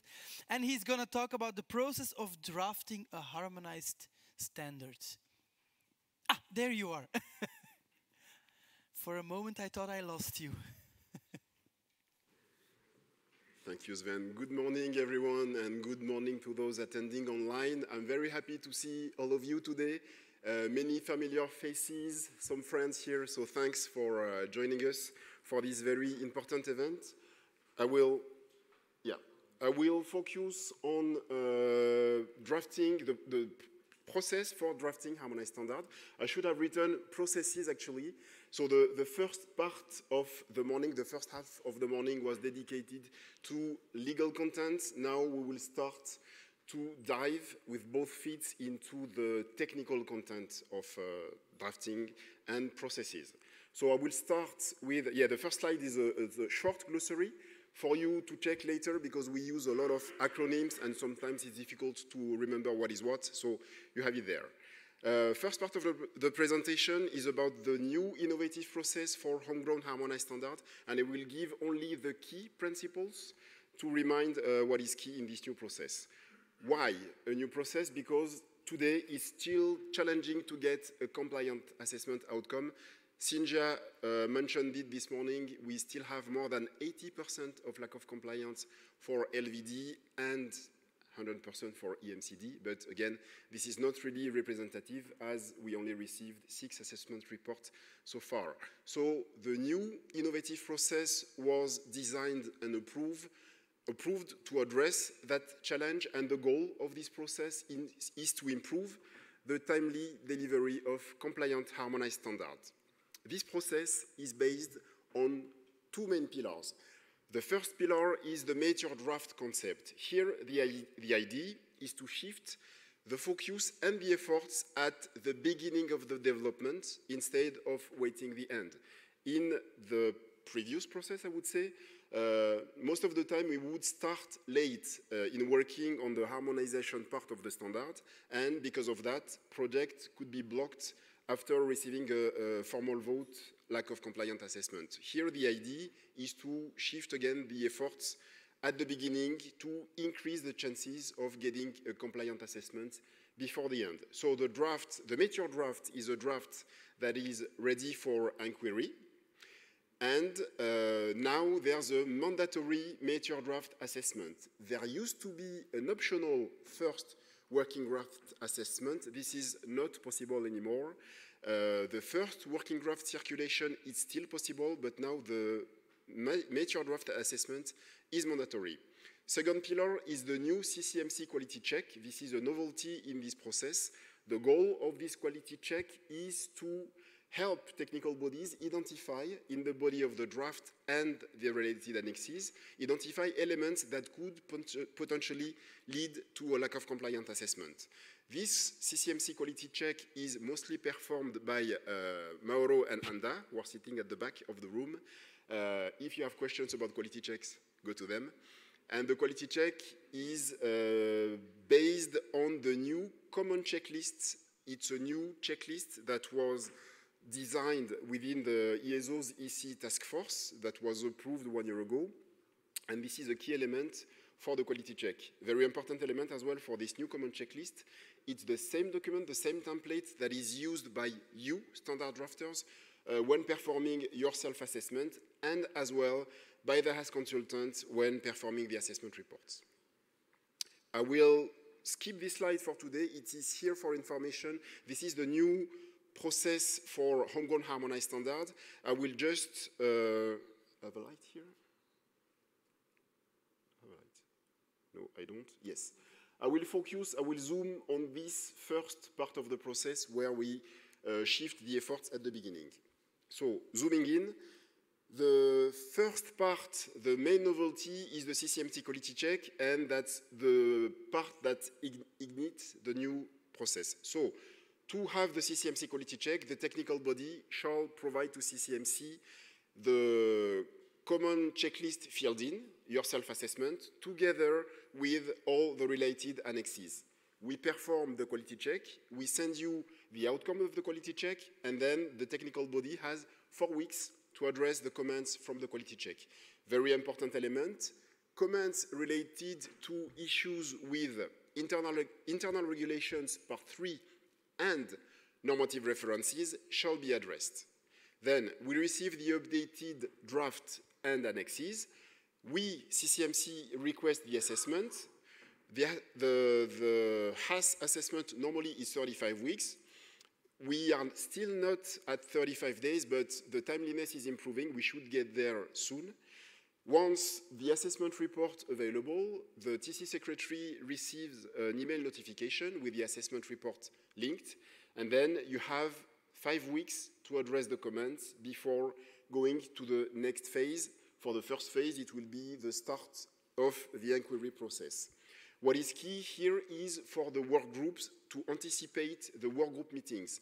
Before requesting a CCMC quality check and before requesting a HAS assessment, please anticipate, plan ahead the work group meeting so that when you receive the comments from the quality check and the assessment report, your meeting is planned already and you can discuss the comments. As well, very important for this process, and very important, this is key as well for the new process for harmonized standard developed in parallel, anticipate, prepare early in advance the European elements. Without an annex ZZ, an annex ZA, we will not be able to perform the quality check for homegrown project, and for project developed in parallel, we will not be able to request an assessment. So this is very key. Anticipate, prepare the European annexes in parallel with the development of the draft. And as said, if we don't have the self-assessment for homegrown together with all the annexes, we will not be able to perform a quality check. So this is really key. The quality check, I will go quick. So it will be performed only on the mature draft, and on the pre-formal vote draft before the formal vote. As said, the new common checklist is the basis for the new for this new step.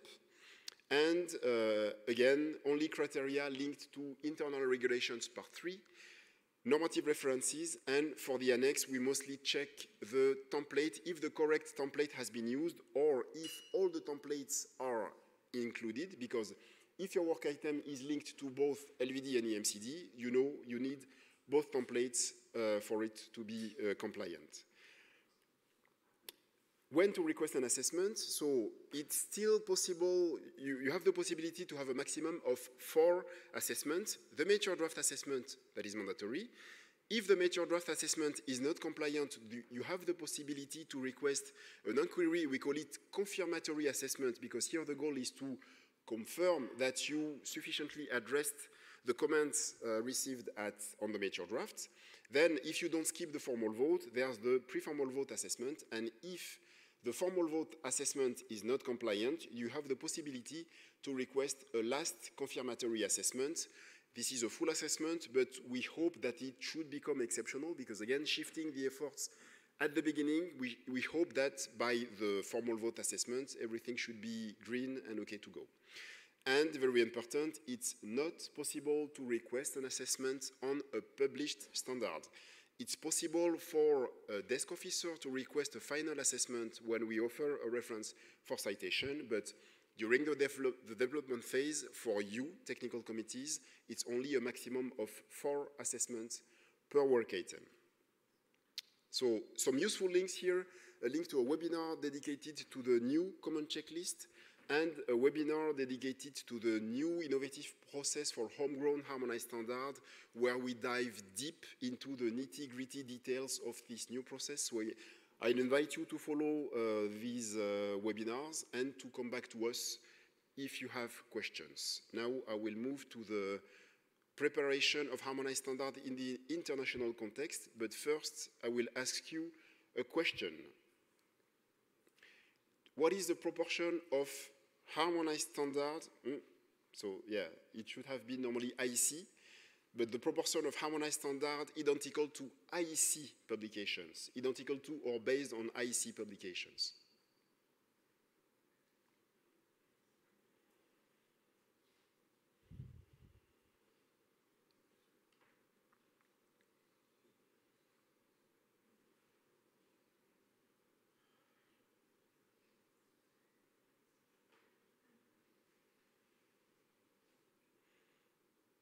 Yeah, we see a trend.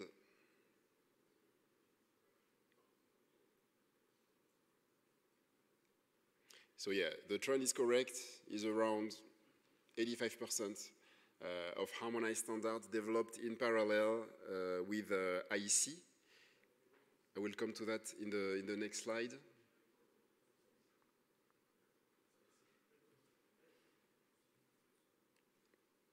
So the Frankfurt Agreement, very important agreement for you. So the Frankfurt Agreement is an agreement on common planning of new work and parallel voting between IEC and CNLEC. It was signed in 2016. The original agreement was the Dresden Agreement.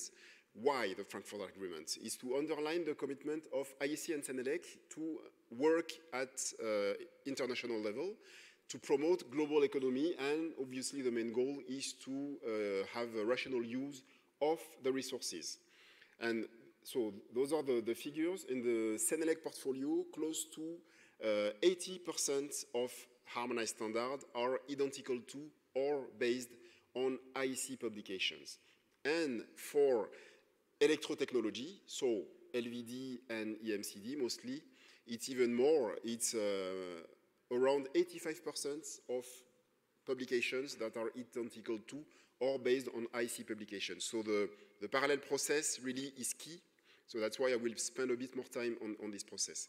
So the international standardization process requires consensus building at European level and at international level, and key, a strong communication and coordination between the European TC and the international TC, and this is really key in this new process. When we ask you to start earlier, it's key that there's a strong communication so that when the CD draft is about to be made available, the European annexes as well are ready so that we can proceed to either the CCMC quality check on the European elements or the assessment on the CD draft. So the benefit of the Frankfurt Agreement is that the same standard will apply worldwide and will provide presumption of conformity if cited in the official journal. So this is, in a nutshell, the parallel process, as you know it very well. So everything is developed in parallel between CNLEC and IEC. The ballots are done together. The assessments performed for the CNLEC part. The HAS contractor that works on behalf of the Commission. We went through all these elements in the beginning for the citation part. But here, what is key is that the HAS contractors work on behalf of the Commission, and the HAS contractor manages the pool of HAS consultants that are assessing your standards. We have, as you know, probably developed a new process for a harmonized standard under parallel development, and there the goal of the process is the same, is to improve the timely delivery of compliant harmonized standards for parallel development and to avoid having blocked standards before publication.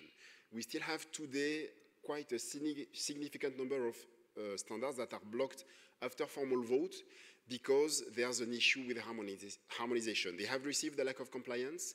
IEC don't wait, so they proceed and they publish it. And at CNLEC level, it's blocked after formal vote because it received the lack of compliance and the TC is blocked. Very important element, this process has been designed to minimize any interference with the international project timeframes. We will see that. That's why the process is targeting only the CD stage so that we avoid slowing down the process at international level. The main principles of this process, there are 5, I will go quick. The first one is for ISO and IEC to be aware from the very beginning in their database that the work item is a candidate harmonized standard in Europe. We are still working with ISO and IEC on the practical implementation of that. Our databases are not communicating correctly for now, but we are working on it. So this is the first idea. At ISO and IEC for them in their database to be aware that a work item is a candidate harmonized standard. Second principle, the CD consultation that is shared to CCMC. ISO is already doing it. We are working on that with IEC. So the idea here is if there's a CD consultation at IEC, this CD draft is shared with CCMC so that we can start the process earlier. The CCMC quality check on the European elements if they are available and if certain conditions are met, but we will see that. So if there's a CD and some conditions are met, CCMC will perform a quality check on the European elements to help you address possibly some issues there. Mandatory CD working draft assessment, this is key. Again, here the idea is to shift the focus and the efforts at the beginning to increase the chances of getting a compliant assessment before the end of the development. And finally, the assessment report circulated officially to the international TCs. Before, it was up to the Senelec TC to eventually share the outcome with the ICTC. Now we will share officially the assessment report with the international TC. Again, this is work in progress. We are still working with ISO and IEC to define the operational principle. So very important element, as said, the new process impact only the CD stage, and here the idea is really to minimize the interference with the international development timeframes. So parallel process, here we focus on, yes, do we have the green light? Yes. We focus here, as I was saying, on the CD stage to avoid disturbing and interfering with the rest of the process. I told you we have a new quality check on the European elements under certain conditions. Those are the conditions. So the quality check will be performed only on the European elements only if the CD consultation is above 8 weeks, and obviously if there's a CD consultation, this is the first condition, and if the European elements are provided by the Senelec TC. So again, here this is really key, communication between the Senelec TC and the IECTC, and anticipate on the development of the CD draft so that when the CD draft is ready, the European annexes, Annex ZA and ZZ, are ready, and we can either perform the quality check on the European elements or request the CD assessment. This is a visual representation. So we said that we will not perform a quality check on the European elements if the CD consultation is 8 weeks. This is why. Oops, sorry. I will go back. No. Yes. This is why. If the CD consultation is only 8 weeks, you see that obviously we don't have time to perform a quality check. So if the CD consultation is 8 weeks, no quality check, we directly request the CD assessment if we have the annexes ZZ and ZA. If the CD consultation is above 8 weeks, it's 12 weeks, for example, and we have the European annexes, then we perform the quality check to 2 weeks on the European elements. The European Technical Committee has 2 weeks to revise the European elements and address our comments. And then, once we receive the updated elements, we request the CD assessment. This is a summary of the conditions and the principles of the new process. So, if there's no CD, we don't do anything. If there's a CD and the CD consultation is 8 weeks, we will only request the CD assessment, but I insist, for us to request the CD assessment, we need to have the annexes ZZ and ZA. And if the CD consultation is 12 weeks or 16 weeks, then we can perform the quality check on the European elements and as well request the CD assessment. I insist, it's key that the Senelec TC provide us with the annexes ZZ and ZA on time. Slide for information for Vienna Agreement and Frankfurt Agreement, just for information. And the key points of this new process. So start the process as early as possible. This is really key, especially for harmonized standard developed in parallel. And for you, most of you, it's, you are working in parallel with IC. So start the process as early as possible. The European TC, if possible, please follow what the international TC is doing so that when they are ready to proceed with the CD, you are ready as well with the annexes. The new process will happen only if there's a CD, that's the first condition, and as well if the European elements are available. And I said it already before, but communication is key. I think communication is the key word today. It's key. Communication between the Senelec TC and the international TC. It's not written here, but I will add as well communication with the HAS consultant. When you receive an assessment report, please request a meeting with the HAS consultant to clarify the comments. And as well, when you request a quality check, you receive comments from a quality check, come to us, come to my team to eventually discuss the comments received from the quality check to help improve the parts related to harmonization. And lastly, the quality check based on the common checklist. So the self-assessment, the self-assessment for project developed in parallel, it is not mandatory, but it is highly, highly recommended because doing the self-assessment, using the quality check when you are developing the CD and developing the annexes ZZ and ZA will help you identify critical elements that could potentially lead to a lack of compliant assessments. And the very last slide, I put here a useful link to the webinar we did on the new process for harmonized standard under parallel development, where we go deeper into the details. We go into the details of the new process. Please have a look. And again, come to us to ask questions. Don't hesitate to come to us. We're here to help you, and we are very happy of doing that. Thank you for your attention. And for the questions, we will have a dedicated Q&A session after that. Thank you.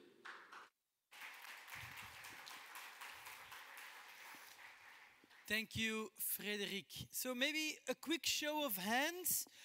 Raise your hand if you feel you have a better understanding now of the process of drafting harmonized standards. Frédéric, you as well? That worries me. And secondly, raise your hand if you still have questions about the process of drafting harmonized questions. Wonderful. So you know where to go with those questions, right? There's the Q&A that is accessible where you can put in your questions.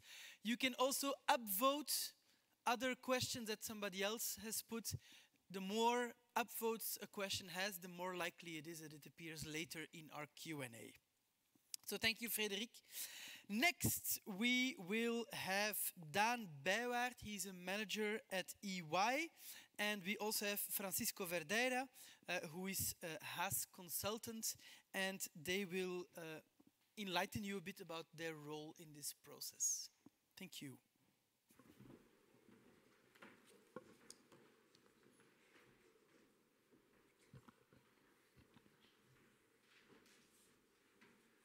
Yeah, thank you all for joining, and thank you to Senelec, of course, for providing us with this opportunity to present the HAS system. So what do we have on the agenda today? So we will briefly introduce the EY team. We will show the key stakeholders, the key tasks we have under the HAS project. We will provide a concise update on the state of play and the progress in the assessment work. and we will provide information on the interaction between the Commission, EY, and the HAS support team and the technical committees, and also the most frequent issues leading to a lack of compliance. So first of all, who are we? So the contract is managed by EY, by our directors Alessandro and Joke. Joke is also here in the room today. My name is Daan. I'm the project manager and as such responsible for day-to-day project coordination. Also here today are Gosh, Tim and Hannah. I think many of you have, for example, requested a meeting, have been in contact with them. They are responsible for day-to-day cooperation, for day-to-day implementation of the project and communication. And we have here Paco as well, Francisco Verdera, who is our senior advisor on standardization and who will lead our QR team and will present the second part of the presentation. So if you have any questions after this presentation or after today, today you can of course speak to us directly, but if you have questions later on, you can always contact us on the HAS support email box written down here. So this is the legal background of the project. I won't read it out. That's been touched upon by the Commission, but this shows the legal basis the HAS project is based on. You can read it when the presentation is shared with you. So who are the key stakeholders? So of course the European Commission, DG GROW, H3, and also the various sectorial units within the European Commission. That's us, so EY, the HAS support team, and of course, crucial here, the HAS consultants we employ, who carry out the actual work and who we coordinate. And also key here are, of course, the European standardization organizations, and CENELEC here of particular relevance today, ETSI, of course, as well, and the technical committees, so you here in the room present here. So currently we cover 22 sectors. This is not a static list. It changes over time. Some new ones will be added. But at the moment we have carried out assessments for 22 sectors, which includes, of course, electromagnetic compatibility and low voltage. These are the key tasks we as EY carry out under this project. T1, so the administrative and logistical assistance, that's basically the support we provide to the consultants, to the HAS consultants who are subcontracted by us, who we could recruit and contract. We will provide the documentation they need and also the training. And also this part covers also the daily contact with the Commission and the stakeholders, or the ISOs. Task two are the quality checks. So here we make sure that the coherence and the consistency across sectors, and also the timely delivery, which we know is a key point of attention, but it's going better and better, I think.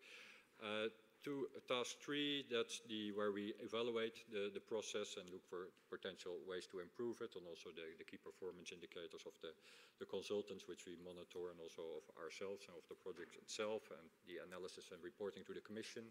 And task four is actually what we are doing today. That's the communication to the ISOs and the European Commission.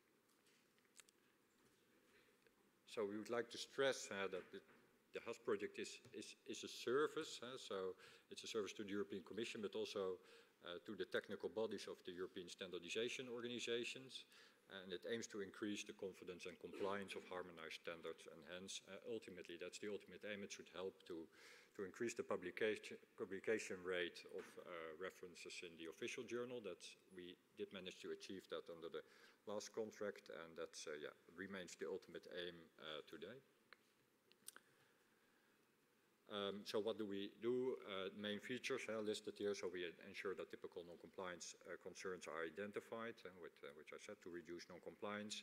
We provide targeted training to the HAS consultants, the ISOs, and the Commission's services. Support the Commission to reduce non-cited hands, so the ultimate aim I already mentioned. And make sure that the HAS consultants, that's the admin support we provide, make sure that the HAS consultants can focus on their actual work and can carry out the assessments, work in an appropriate and timely manner. So where are we currently in the project? So since starting in 2022, so assessments under the current contract started in October 2022. Since then we have received 1,500 requests in total, slightly more as of last week. We have completed 1,400. So we have completed at the moment about 95% of the requests we received. And currently there are fewer than 100 assessments ongoing, so meaning they are with the HAS consultant or with the QR team. The current number ongoing is actually lower than the number we performed last month. So you see that in terms of capacity, we should be able to process them fairly quickly now. We know there have been delays in the past, also related to the backlog we had previously, which we now absorbed. But you can see, yeah, this had a particularly large impact in the larger sectors, and you see here that low voltage in particular is among the largest sectors. So there we had a lot of items pending, meaning that we couldn't, because the consultants were fully booked, we couldn't allocate them to the consultants directly, but nowadays that is possible, so you should receive assessments back much quicker than before. So this is the status for low voltage and electromagnetic compatibility.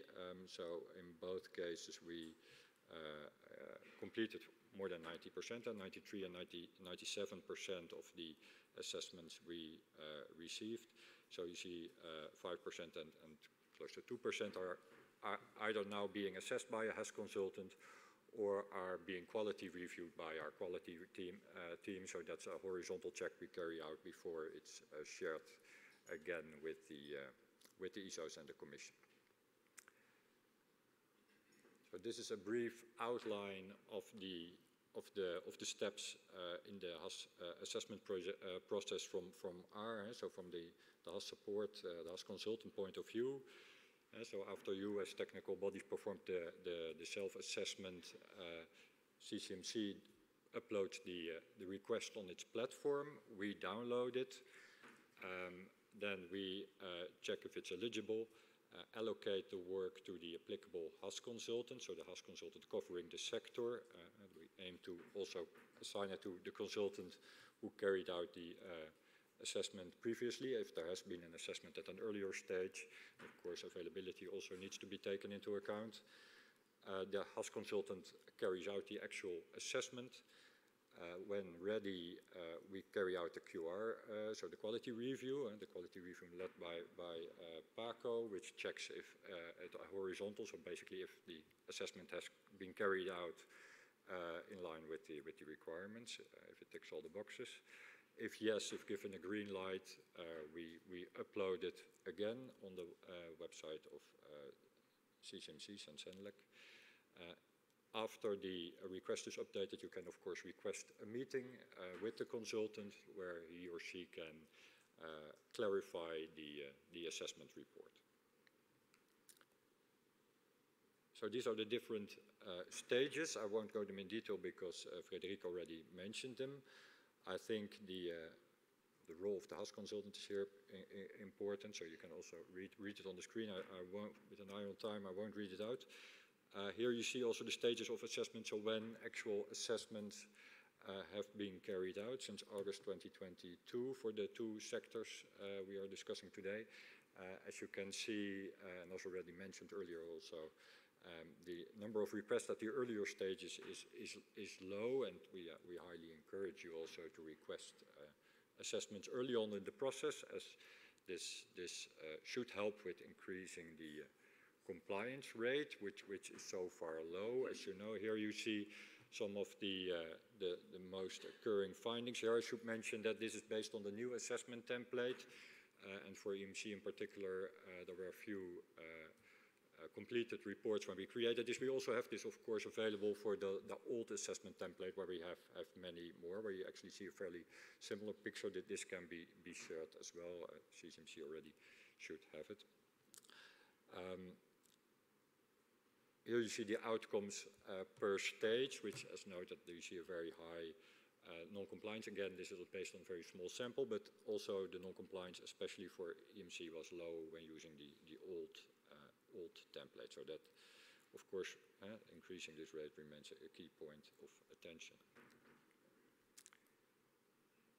So lessons learned also for us, it remains something the project remains something we continuously try to improve. As already mentioned, one thing we are focusing on is keeping the consultants the same. At the early stages of the project, that was harder because but due to the capacity constraints, we more often allocated to different consultants that we do to a very limited extent, or not at all at the moment.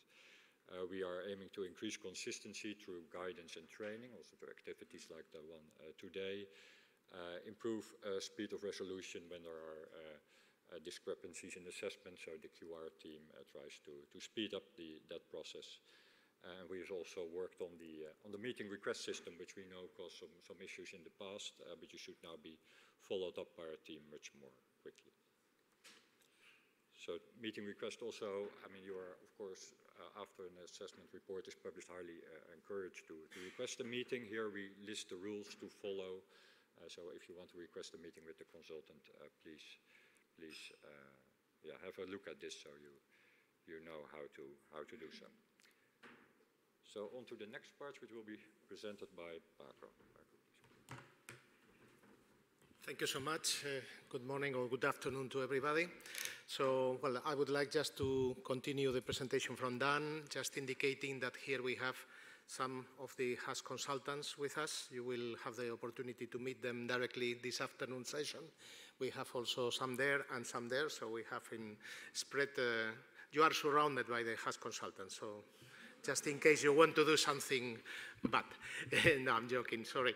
So in reality, this part of the presentation is going to be, you have the slides, it's quite informative, so I'm going to focus on the main messages. First of all, we are performing, when we receive a request for assessment from your side, we are verifying that really it qualifies for the assessment. This means it's covered by a standardization request. It's covered under the specific harmonization legislation. Then we see if there was a previous version that was, for example, subject to a formal objection from any member state. You know that the Regulation 1025 and the specific pieces of legislation contains the possibility that an authority rejects. That we have Annex Z is present, the European parts. Is very important when you submit a standard draft for assessment, that the European parts, like the forward, the Annex Z, or ZA, well, in this case, we are in LVD and EMC ZZ, are present. Also, that the normative references are made available to the consultant so they can perform the assessment. Okay? So that's, we also check other aspects which are formal, related to the standardization request. Are there parts in the standard that are not covered, that should not be in there, or are there parts that are so this means, does the scope of the standard or the draft standard includes additional products or additional elements that should not be there? These kind of things are things that we start checking from the beginning. Is the standard, and then we have a third phase, which is, is the standard sufficiently clear, covering the requirements that it is intended to cover? And then also checking, and we will see that a little bit later, what happens with some parts that are the non-harmonized part of the standards, and this is particularly there. So I think this is virtually saying the same as the previous slide, but with different words. So I will just go to the next part, which is the positive part. So we have identified some good practices in technical committees that we want to share with you. So normally it is good that all the European elements are there, because otherwise we cannot assess the European standard, and we know that in many cases we are dealing with IEC adoptions at the European level. So this means that's why we refer to European parts, because you may say, well, if it's a homegrown standard, all parts are European parts, no, for sure. But in this case, if we are adopting, for example, an IEC draft, we should have a forward, we should have the Annex ZA, we should have all the normative references should be clearly identified with dates. The annex set should be should be complete, should be had the necessary granularity and have all the necessary elements. Also, a good practice is that please make sure that the version you submit for assessment is the latest version. Okay, because this is something that we experience many times, that the committee is working, they submit a version, but then they continue working, and then at a certain moment, well, you have in mind the latest version, but the one that we were assessing is not exactly the one that you had in mind. So sometimes we have these discrepancies, so please try to send the most recent version. And also, if it's possible, this would facilitate a lot the life of my colleagues to have a track changes version, to see which are the changes from the previous version, whether it's the published one or is the draft version of the previous stage. And of course, please, once our colleagues, the HAS consultants, submit to you the comments, please consider them in the right way in the table for comments, so then they can know because the comments from the HAS consultants are advices from our side, are assessment from our side. You are not obliged to take them into consideration. So it may happen that the technical committee, for any reason, they say, okay, I understand your comment, but we cannot consider it for this reason. But then it's good that you reflect these elements in the table for comments. So now I'm going to, so this was the positive part. Now let's try to go to clarify the negative parts, and I think I still have some minutes. Normative references, it's unbelievable, but still normative references is one of the reasons for lack of compliance. And really, it's something that I think we should be careful, and it's something that we can try to solve, because now we have in place new possibilities, even if it's an IEC standard, even if the IEC standard does not have normative references that are dated, we could do something through the annexes that are accompanying the European part. So this means we can, the important thing is that there is legal certainty and that we know exactly which version of the standard applies. So we will see the conditions later on. Also something that if the consultant, if the HAS consultant has evidences that there was no particular risk assessment or a specific risk assessment, or even considering the requirements of the regulation, because sometimes we are dealing with other aspects like EMC, it's a risk, but it's a different, so it's compliance assessment. It's difficult that you will get a compliant assessment. So it's necessary that really we understand that you have performed an analysis of the risks and an analysis of the requirements that have to be covered. Also, not addressing correctly these requirements, it's a reason. Repeating legal requirements without adding any added value, this is also another reason for lack of compliance. And you may say, well, sometimes it's difficult. Yes, we understand that. I can tell you that we are trying to apply, when assessing the standards or the draft standards, we take that into consideration, but please, the requirements in regulation are the what has to be complied. The standard has to give the how to comply. If you don't give any added value, you are not giving the how. You are just giving the what, and for that we don't need a harmonized standard. So that's one of the reasons why we are insisting on this element.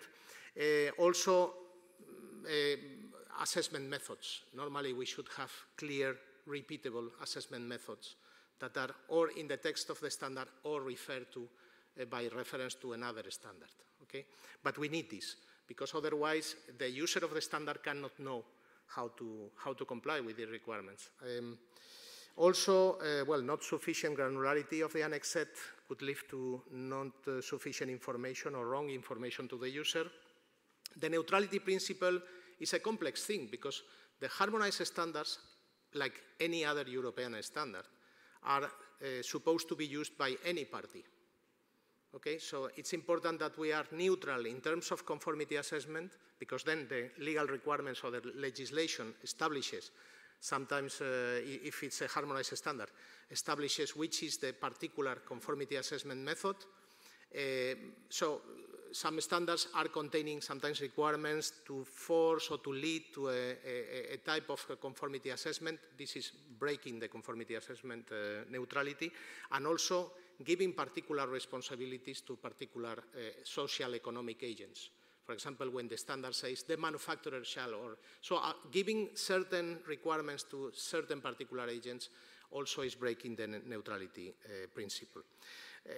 Here you have, I will not spend too much time, just to tell you, if you see the keyboard for the R and the keyboard for the T, they are together. So this is ITUT specifications, but normally dated, we should always have a reference to a dated document, a document that will remain being available in the future, because we don't know when the standard is going to be applied. And sometimes referring to a draft standard, you may say, yes, but drafts are available. Yes, but they are available until the next version is available. And then they are no longer available. So then the user is losing the... So please try to... It's very, very simple things. Try to follow this, because this really eliminates drastically the number of non-conformities.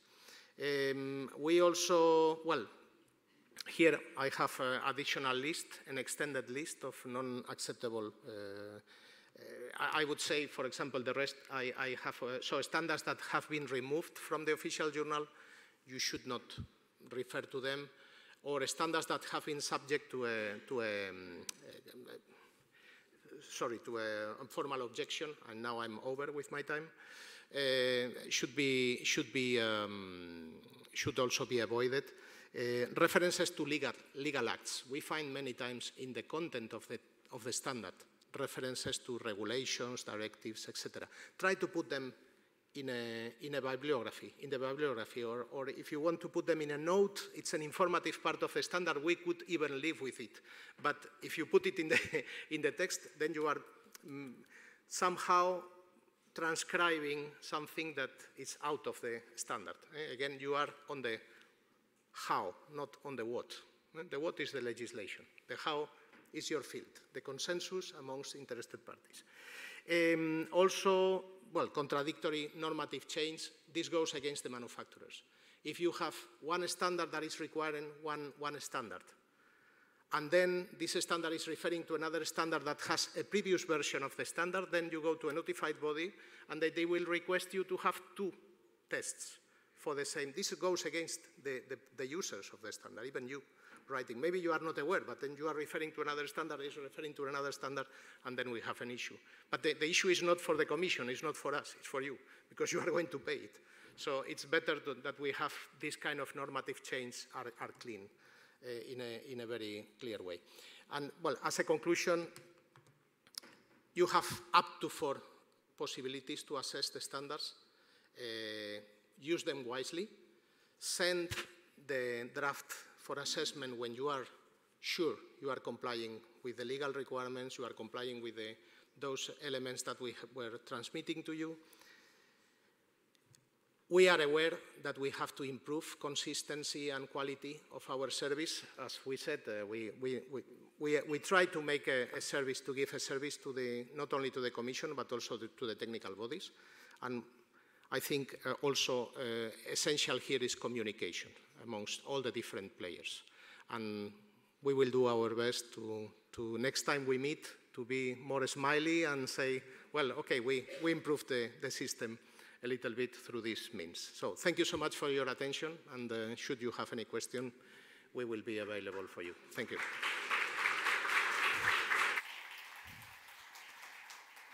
Thank you so much for sharing those insights. I was mentioning before that sitting is killing us. So let's see, maybe we can get you standing.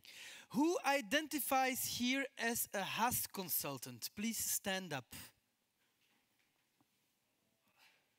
1, 2, 3, 4, 5. We have 6 HAS consultants here in the room. Okay, you can sit down. Who of you already worked directly or indirectly with a HAS consultant? Please stand up.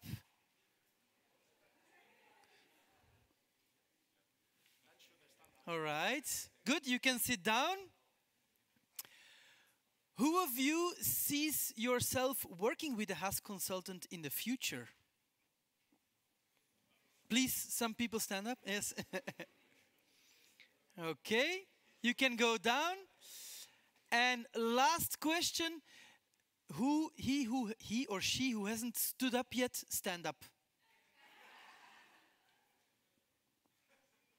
Colleagues in the back, you also need to stand up every once in a while. Okay, good. Thank you. A little bit of blood flow helps with the concentration for our last speaker of this morning, and that is Gonçalo Ascensão. He's the account manager of Sen and Senelic, and he will talk to you about drafting guidance. Good morning, everyone.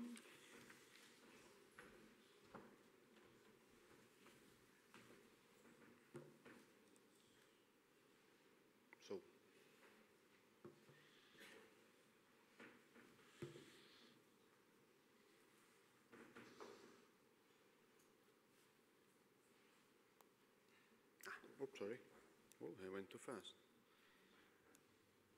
All right. Here we are. So, thank you everyone again. So, I will cover 3 main points in my presentation. Some of them will be a repetition of some of the matters that Paco just highlighted, but we will focus more on the drafting perspective. So we'll cover drafting principles, normative reference, as Paco said, it's one of the key elements, and also how to deal with the Annex Z. So from the drafting perspective, internal regulations is the main source of principles for drafting standards. So this document is also based on the ISO/IEC directive, so the main principles are the same in Sen, Senelec, and ISO and IEC. There are differences in the documents because due to the nature of the work, sometimes we don't fully follow the principles in ISO and IEC directives part 2, and we adapt slightly for the Sen, Senelec perspective. In the Senelec BOSS, we have also a lot of sources of additional guidance material, so this is also an important tool for the standard drafters. Then, you go in terms of the main principles when starting standardization. So, if we go to our internal regulations, there are 2 key elements already when you start doing the work, which is when you develop a standardization deliverable, you should have clear and unambiguous provisions. So this is, I think, an important point to keep in mind. Also, when you go back and you think about the scope of the document, so this is important to think already about that. And also when you are trying to show the verifiability of the requirements, that you have something that is objective and that you can actually verify that the requirements that you are trying to implement.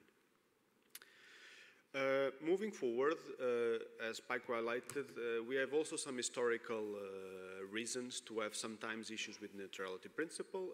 Some of the pieces of legislation also create some conformity assessment principles. I would say even if you go historically into national standardization, sometimes there was a confusion between the role of one party and the other party. So this is also something that has been inherited in European standards and even in international standards. Now, what I would say is extremely important is that we need to bear in mind that the standard needs to be drafted in a neutral way, basically saying what needs to be done, not who is going to say. But we'll come back to this element a little bit later. Now, going directly into some examples. So very often is common to see in standards, that sometimes, and this may be also a result of the consensus building, that not all formulations are 100% clear. So for instance, if you see in these 2 examples, in one is dealing with protective impedance, we refer to a limited, it's limited to a safe value. So of course, who is not involved in the discussions may wonder what the safe value means. Another example is the second one in the bottom. So when you are talking about, in this specific case, metal showing a great difference, people can also raise the question what the great difference means. So this is important that this type of approaches are not taken into account in the drafting, so that you have to be a little bit more explicit and clear in the document. On top of that, this is definitely something that the ASK consultants will pick up, and if there is no clear provision or requirement, then they will say that you cannot link this element to the presumption of conformity of the standard. As I said, very often this can also be a result of the consensus building, that you may not find an easy way to agree on the requirement itself, so you may lead to this. what I think is important to bear in mind, you need at the end, even if you don't fully agree on the requirement, you need to come with something that is clear and explicit. So the next slide, and I'll walk very quickly through it, is just showing that in these two cases, there are clear explicit requirements. One about the emission sound pressure level, so where it's a clear limit value, and in the other one dealing with insulation resistance, you also have a table with different values. So then you are talking about clear elements. And this in principle should be acceptable. Moving on. Then we enter into the more challenging part of neutrality principle. So I think if we talk also about international standards, this is also something that is very common. It's also reflecting the fact that very often a good part of the stakeholders involved in the standardization work are manufacturers, and very often the standards are made for those manufacturers, and this is resulting that they will very often have this type of sentence, so the manufacturer shall. And this is, I think, in a generic standardization work is not a fundamental issue because it's not really creating a major impact, because at the end, most of the time, it will be the manufacturer that is going to use the standards. But of course, there is a way to sort out this, which is basically to change slightly the formulation, that you basically describe what needs to be done without saying who needs to do it. So, and in this example, you have a minor modification of the requirement, and then it's clear that who is using the standard can just do exactly the same. So this is just showing in a way that you just need to change the mindset while drafting the standard. So there is always a way to go around a potential problem. Then we go into normative references in harmonized standards, which is definitely the most sensitive matter. And also when we think about also the involvement of international standards with European standards, this also may have an additional source. Going back to internal regulations part 3, so they refer to principles dealing with normative references. So actually this clause 15 is dealing with the clause normative references, not so much about normative references usage as such, but basically the clause on normative reference in the standard is essentially, and most of the time, clause number 2 is an informative element. So it's basically just reflecting the number of normative references using in the body of the standard. It's an informative element, as I said. What should be clear is that the reference to be used is the one referred in the body of the standard. And this clause 2 is just a reflection of which normative references have been used in the document.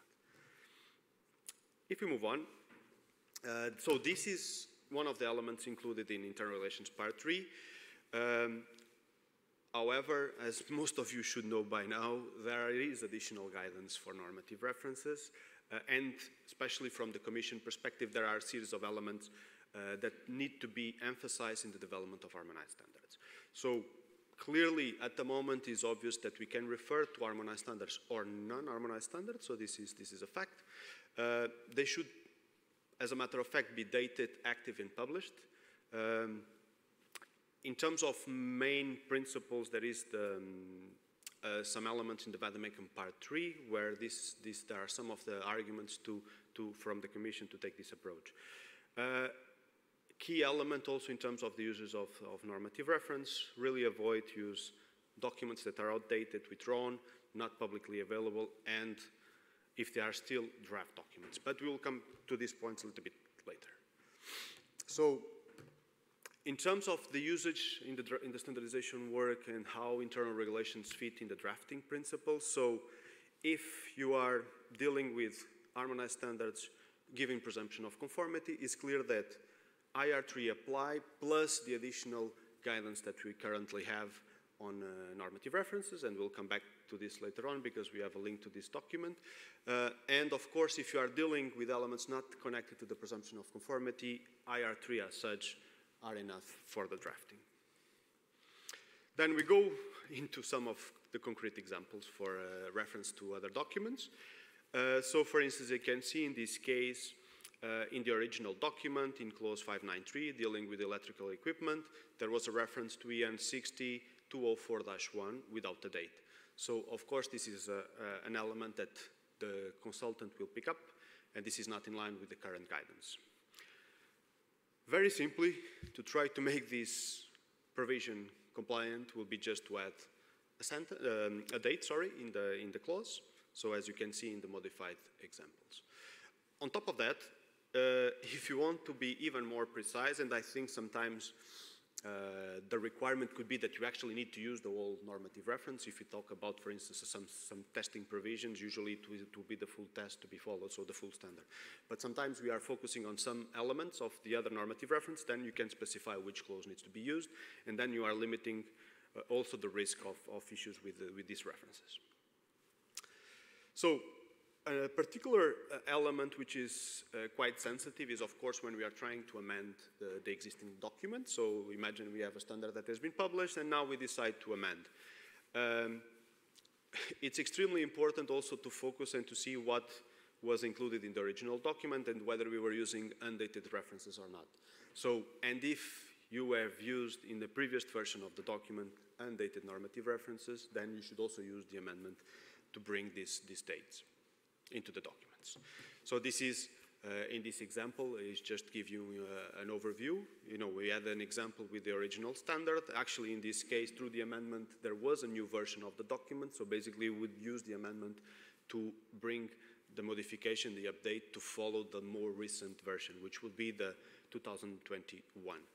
Important to bear in mind, also focusing on the drafting of standards, that of course, if you bring a modification in the body of the standard, this is something that we also need to reflect in clause 2. So this is also important for you to bear in mind that we need to bring those two together. So when you amend the body of the standard, always have the reflect to think what has been included in clause 2 of the standard.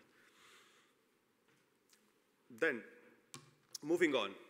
Whenever we enter into the development of parallel projects with IC, as most of you that are involved in parallel projects, very often we don't necessarily have European elements, so we have to bring the so-called Annex ZA, so which is a mirroring between the normative references at international level and the normative reference to be used at European side. Basically, as you can see in this example, is just picking up the clauses or the normative references used in the IC standard and making a mirroring with the correspondent documents on the SANLEC side.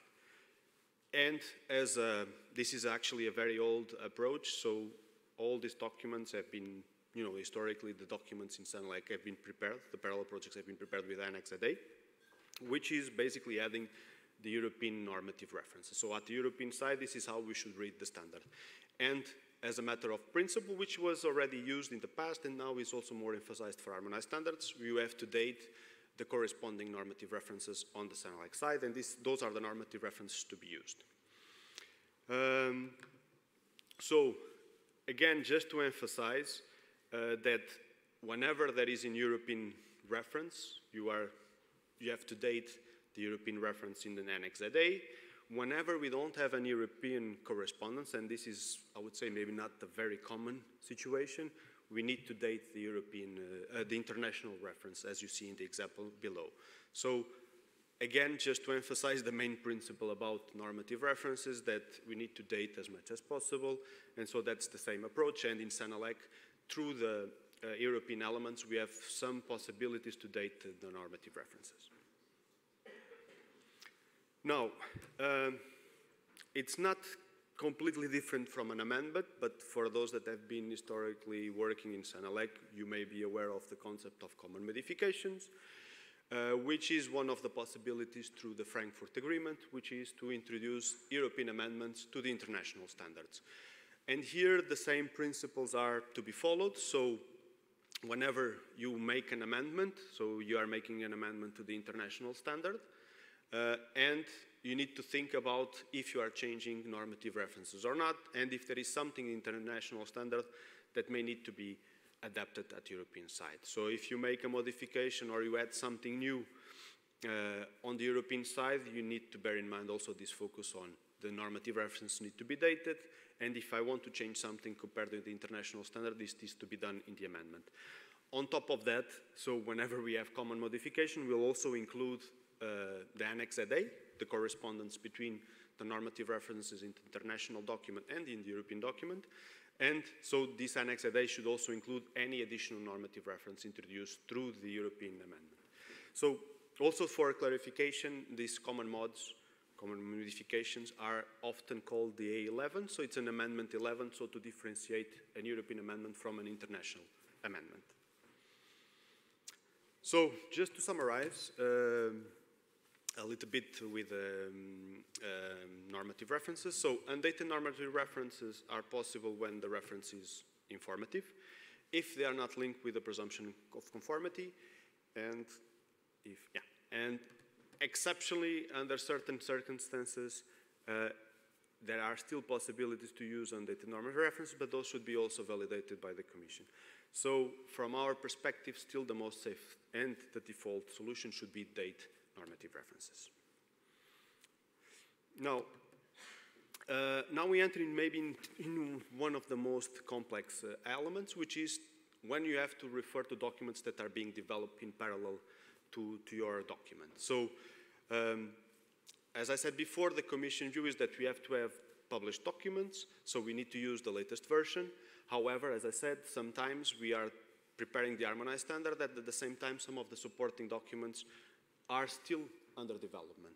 So what you see in the slide is basically the recommendation to use and to refer to documents under development. So we have two possibilities at the moment, which is using the reference a long dash and the footnote saying that document is under development, or going back to a more historical formulation, which is referring to FPREN and then the reference with the date of the document.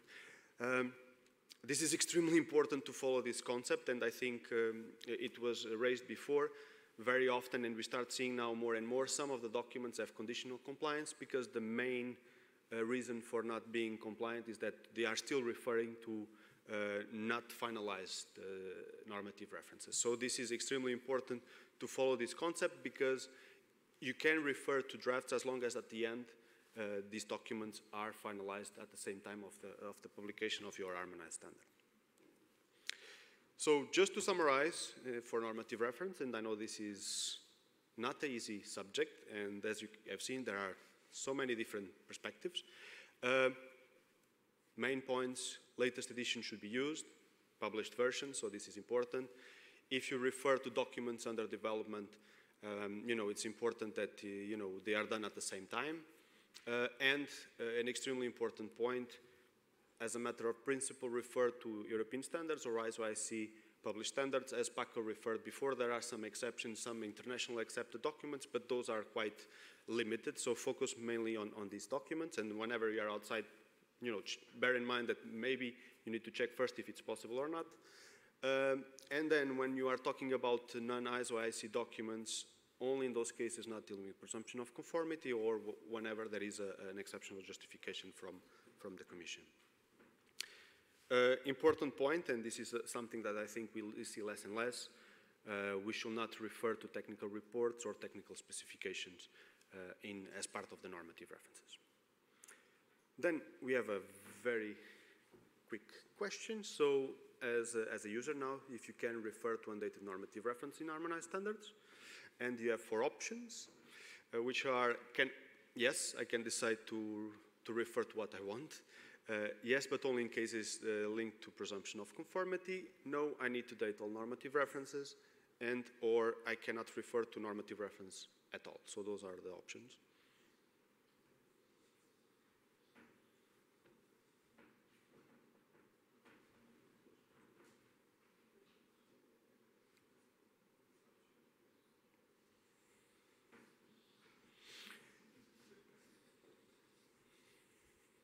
So I see that people are following the more safe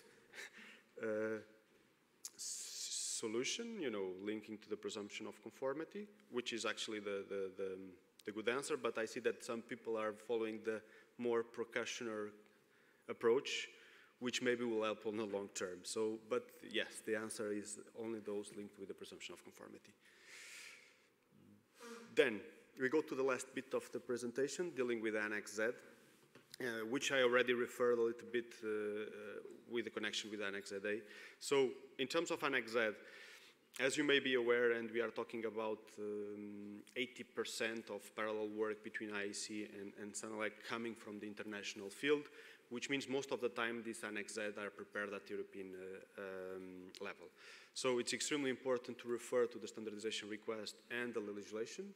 So this is extremely important, in particular when we are transitioning from standardization request or piece of legislation.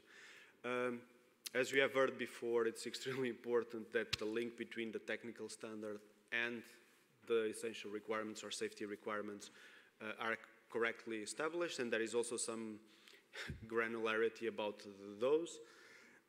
Extremely important, I think, also on the Senelec side, we have very commonly sectors that are together. So if you have multiple pieces of legislation covered, so you need to have the same level of number of Annex Z.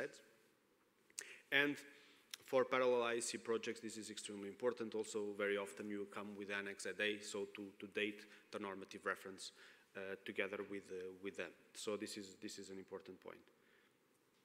Then, just to summarize also that most of the information and the background to what I've been presenting is available in the Senelec BOSS. So you have forms, templates, there is the checklist, the different templates for the Annex Z. We do have some pages supporting the drafting of European standards, and we also have the guidance on normative reference in harmonized standards, which is a very important document and very interesting for help you in the drafting of documents. Finally, just to conclude, then the main takeaways from this presentation are, bear in mind to write and to draft clear and unambiguous provisions. Focus also on that, those requirements can be verifiable, so this is extremely important as well. Also focus that standards should be written in a neutral way, even if, you may have systems outside that may delegate responsibilities to different parties. And when you go to the normative references, the default solution is still recommending dated normative references in harmonized standards. And whenever you refer to another document that is dated, is active, and it's finally published. So this is extremely important. And that's it from my side. And I think we are done. And I think we go back to you, Sven.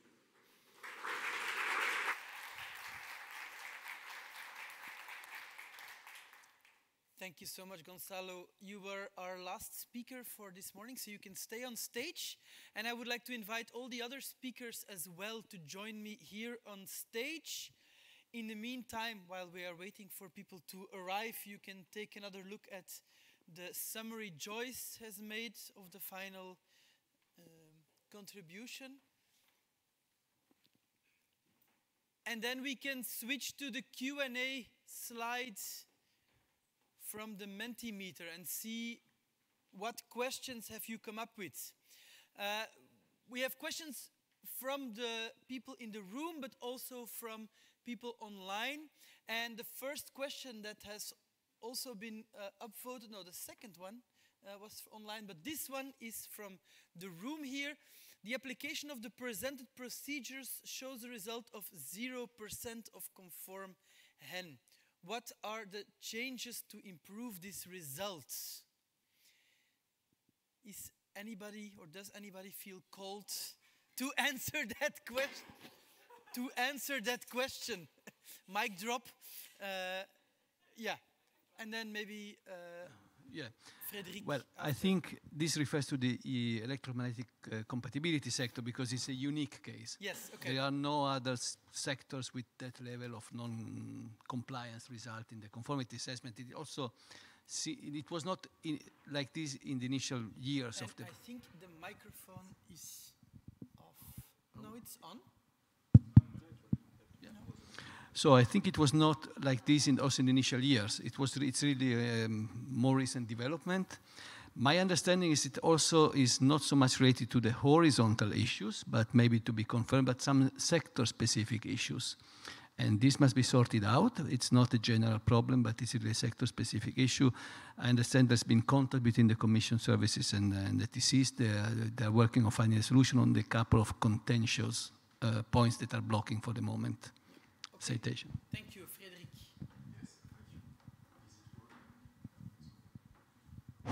Yes.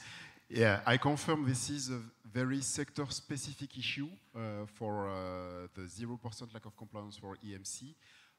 About the new process, obviously we don't have any impact yet because the new process has been put in place 6 months ago. The new process for parallel has been approved 2 or 3 months ago, so obviously we need time. As you know, it takes time to develop a harmonized standard. It takes, in average, 3 years to have the development until the end. It takes time, so the benefit of the new process, if any, will be seen in the coming months or in the years to come. Thank you for those 2 answers. We have a second question, or do you want to add something? No. We have a second question that comes from online this time.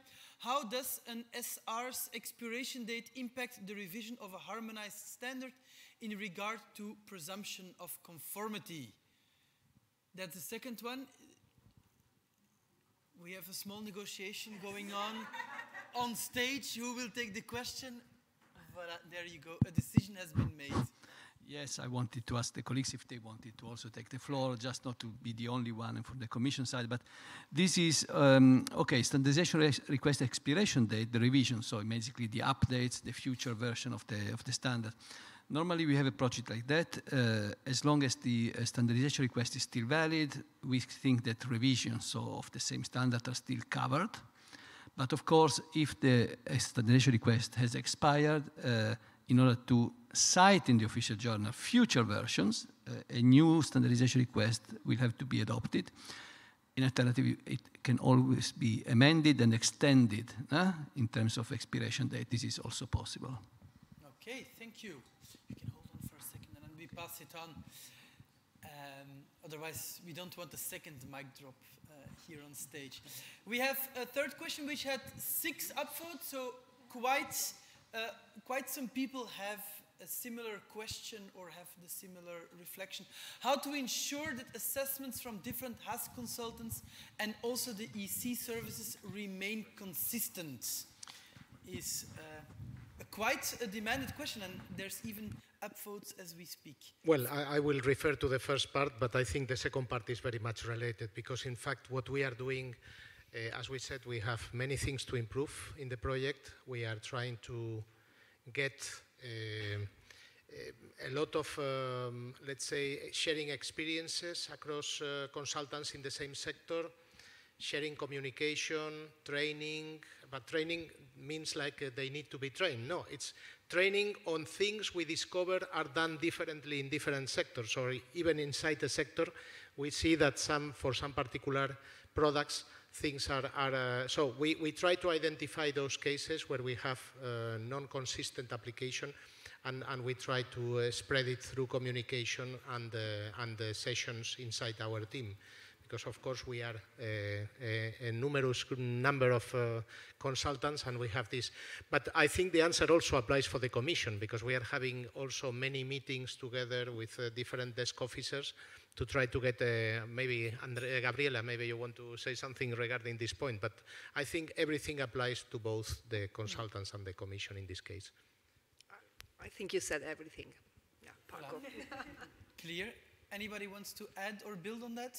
Yeah, I can comment on our side. We are receiving feedback from you, from the technical bodies, about lack of consistency, and we are following up with the Commission and with our colleagues from EY, and we are working now on a very specific case. And so, yeah, please come to us with that. We are following it up, and they are aware, and we are working on that.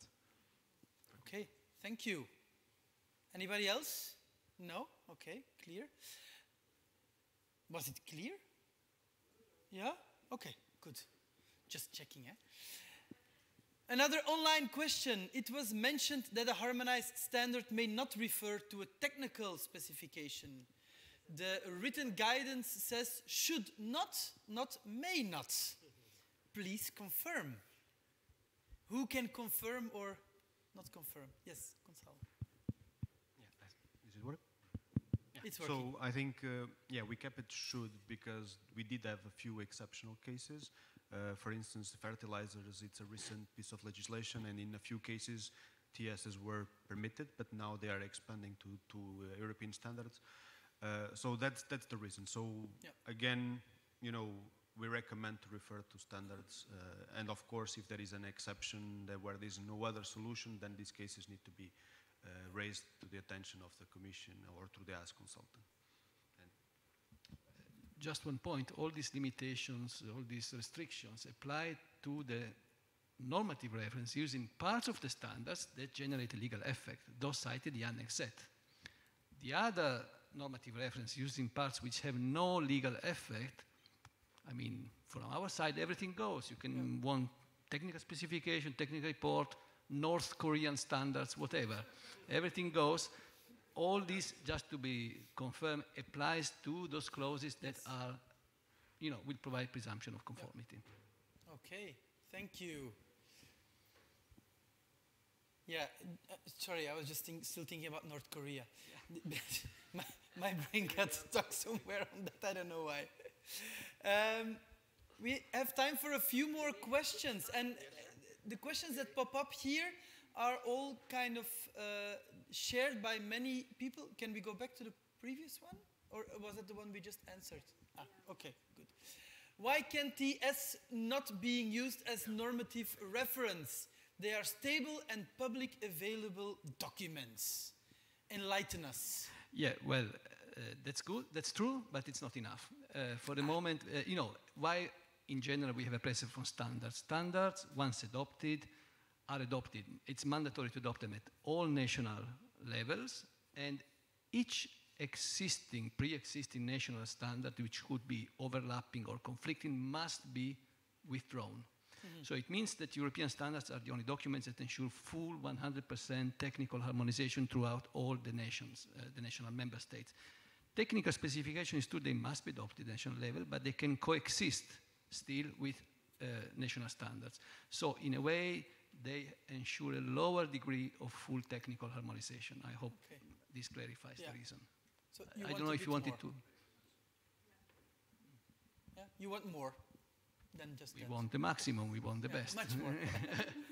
Yes. Yeah, I think just to highlight what I referred to in the presentation is that IR3 or the Interregulations Part 3 are used during the drafting of standards, but for harmonized standards we do have some ad hoc specifications and need something else. Okay, thank you. What else do we have on our list? We have, I think, one or two more questions that we can tackle. This we already had. Another question from our online audience. How many do we have, Ella, at the moment? Online questions. People, sorry. About 70. Good. So let's keep those online until the lunch break. How does CNELEC make sure that the drafting principles are actively or actually fulfilled by the TSs? Does CNELEC at all check drafting principles in draft before publishing? I think somebody from CNELEC should maybe... Yes, so I can cover this one. So in terms of homegrown projects, so developed at the European level, we do have an editing process, which of course was focused on IR3. Some of the principles, and as we just said, some of the elements that we are now checking these days are a little bit interpreted in a much more stringent way. And this is also why we have introduced the innovative process, which will try to go a little bit into this additional level.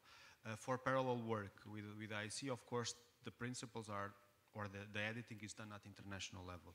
And this is also why we are trying also to bring the quality check at international level, at the early process, so that some of these elements can be brought forward during the technical work. And I hope this answers the questions. And I will just complement that very important element to remember is that for parallel work, the drafting is done at IEC level. It's always an IEC lead, and so that at CNELEC level, we are more limited. Let's tackle one last question. Again, from the online audience, there is the blue guide for NLF. Should not have a guide. That's a bit of a weird question. There is the blue guide for LNF. Should not have a guide for a better implementation of Regulation 1025/2012. Which is the regulation on standardization. Thank you, Francisco. Yeah, that's correct. There were this, in some internal thinking. In fact, I mentioned in one of my presentations the communication from 2018 on harmonized standards. And there in fact, we announced the idea of possibly developing a guidance document. We even started working on it back then. But to be honest, there were many difficult and contentious points. Also, I mean, normally when we adopt these guides, even if it's a Commission documents, we seek the approval of the member states. We want to be sure that also the national authorities of the member state agrees with our interpretation, agrees with our guidance documents. Certainly in this case, when it's about implementation of law. And frankly speaking, the landscape was heavily influenced by the ongoing jurisprudence, and it was a little bit too controversial. There were differing views. So we thought at that point there was not enough, let's say, well, in a way, there was not agreement on the state of the legislative art, if you want, to go for such a document. And this is the reason. But it might come up in the future. We have not necessarily abandoned the idea, but we need to find also the right moment to do it. Good. Thank you so much for clarifying that. We still have 22 questions, but unless you want to skip the lunch break, no?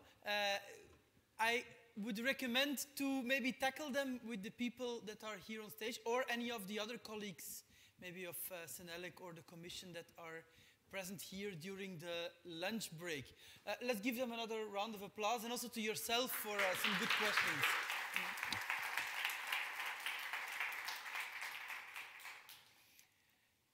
This afternoon, we will have 2 breakout sessions. One breakout session will be on LVD, and that will take place here. So you will come directly here. The other group on EMC will meet on this floor, on the other side of the coffee break. There's another breakout room, and you will start there at 1:45. One final question before I let you go. Your coat is almost on. Stand up if you have learned something new this morning. Okay? Wonderful. Those who are standing can go to lunch break. Everybody else stay here. We need to talk. See you back at 1:45.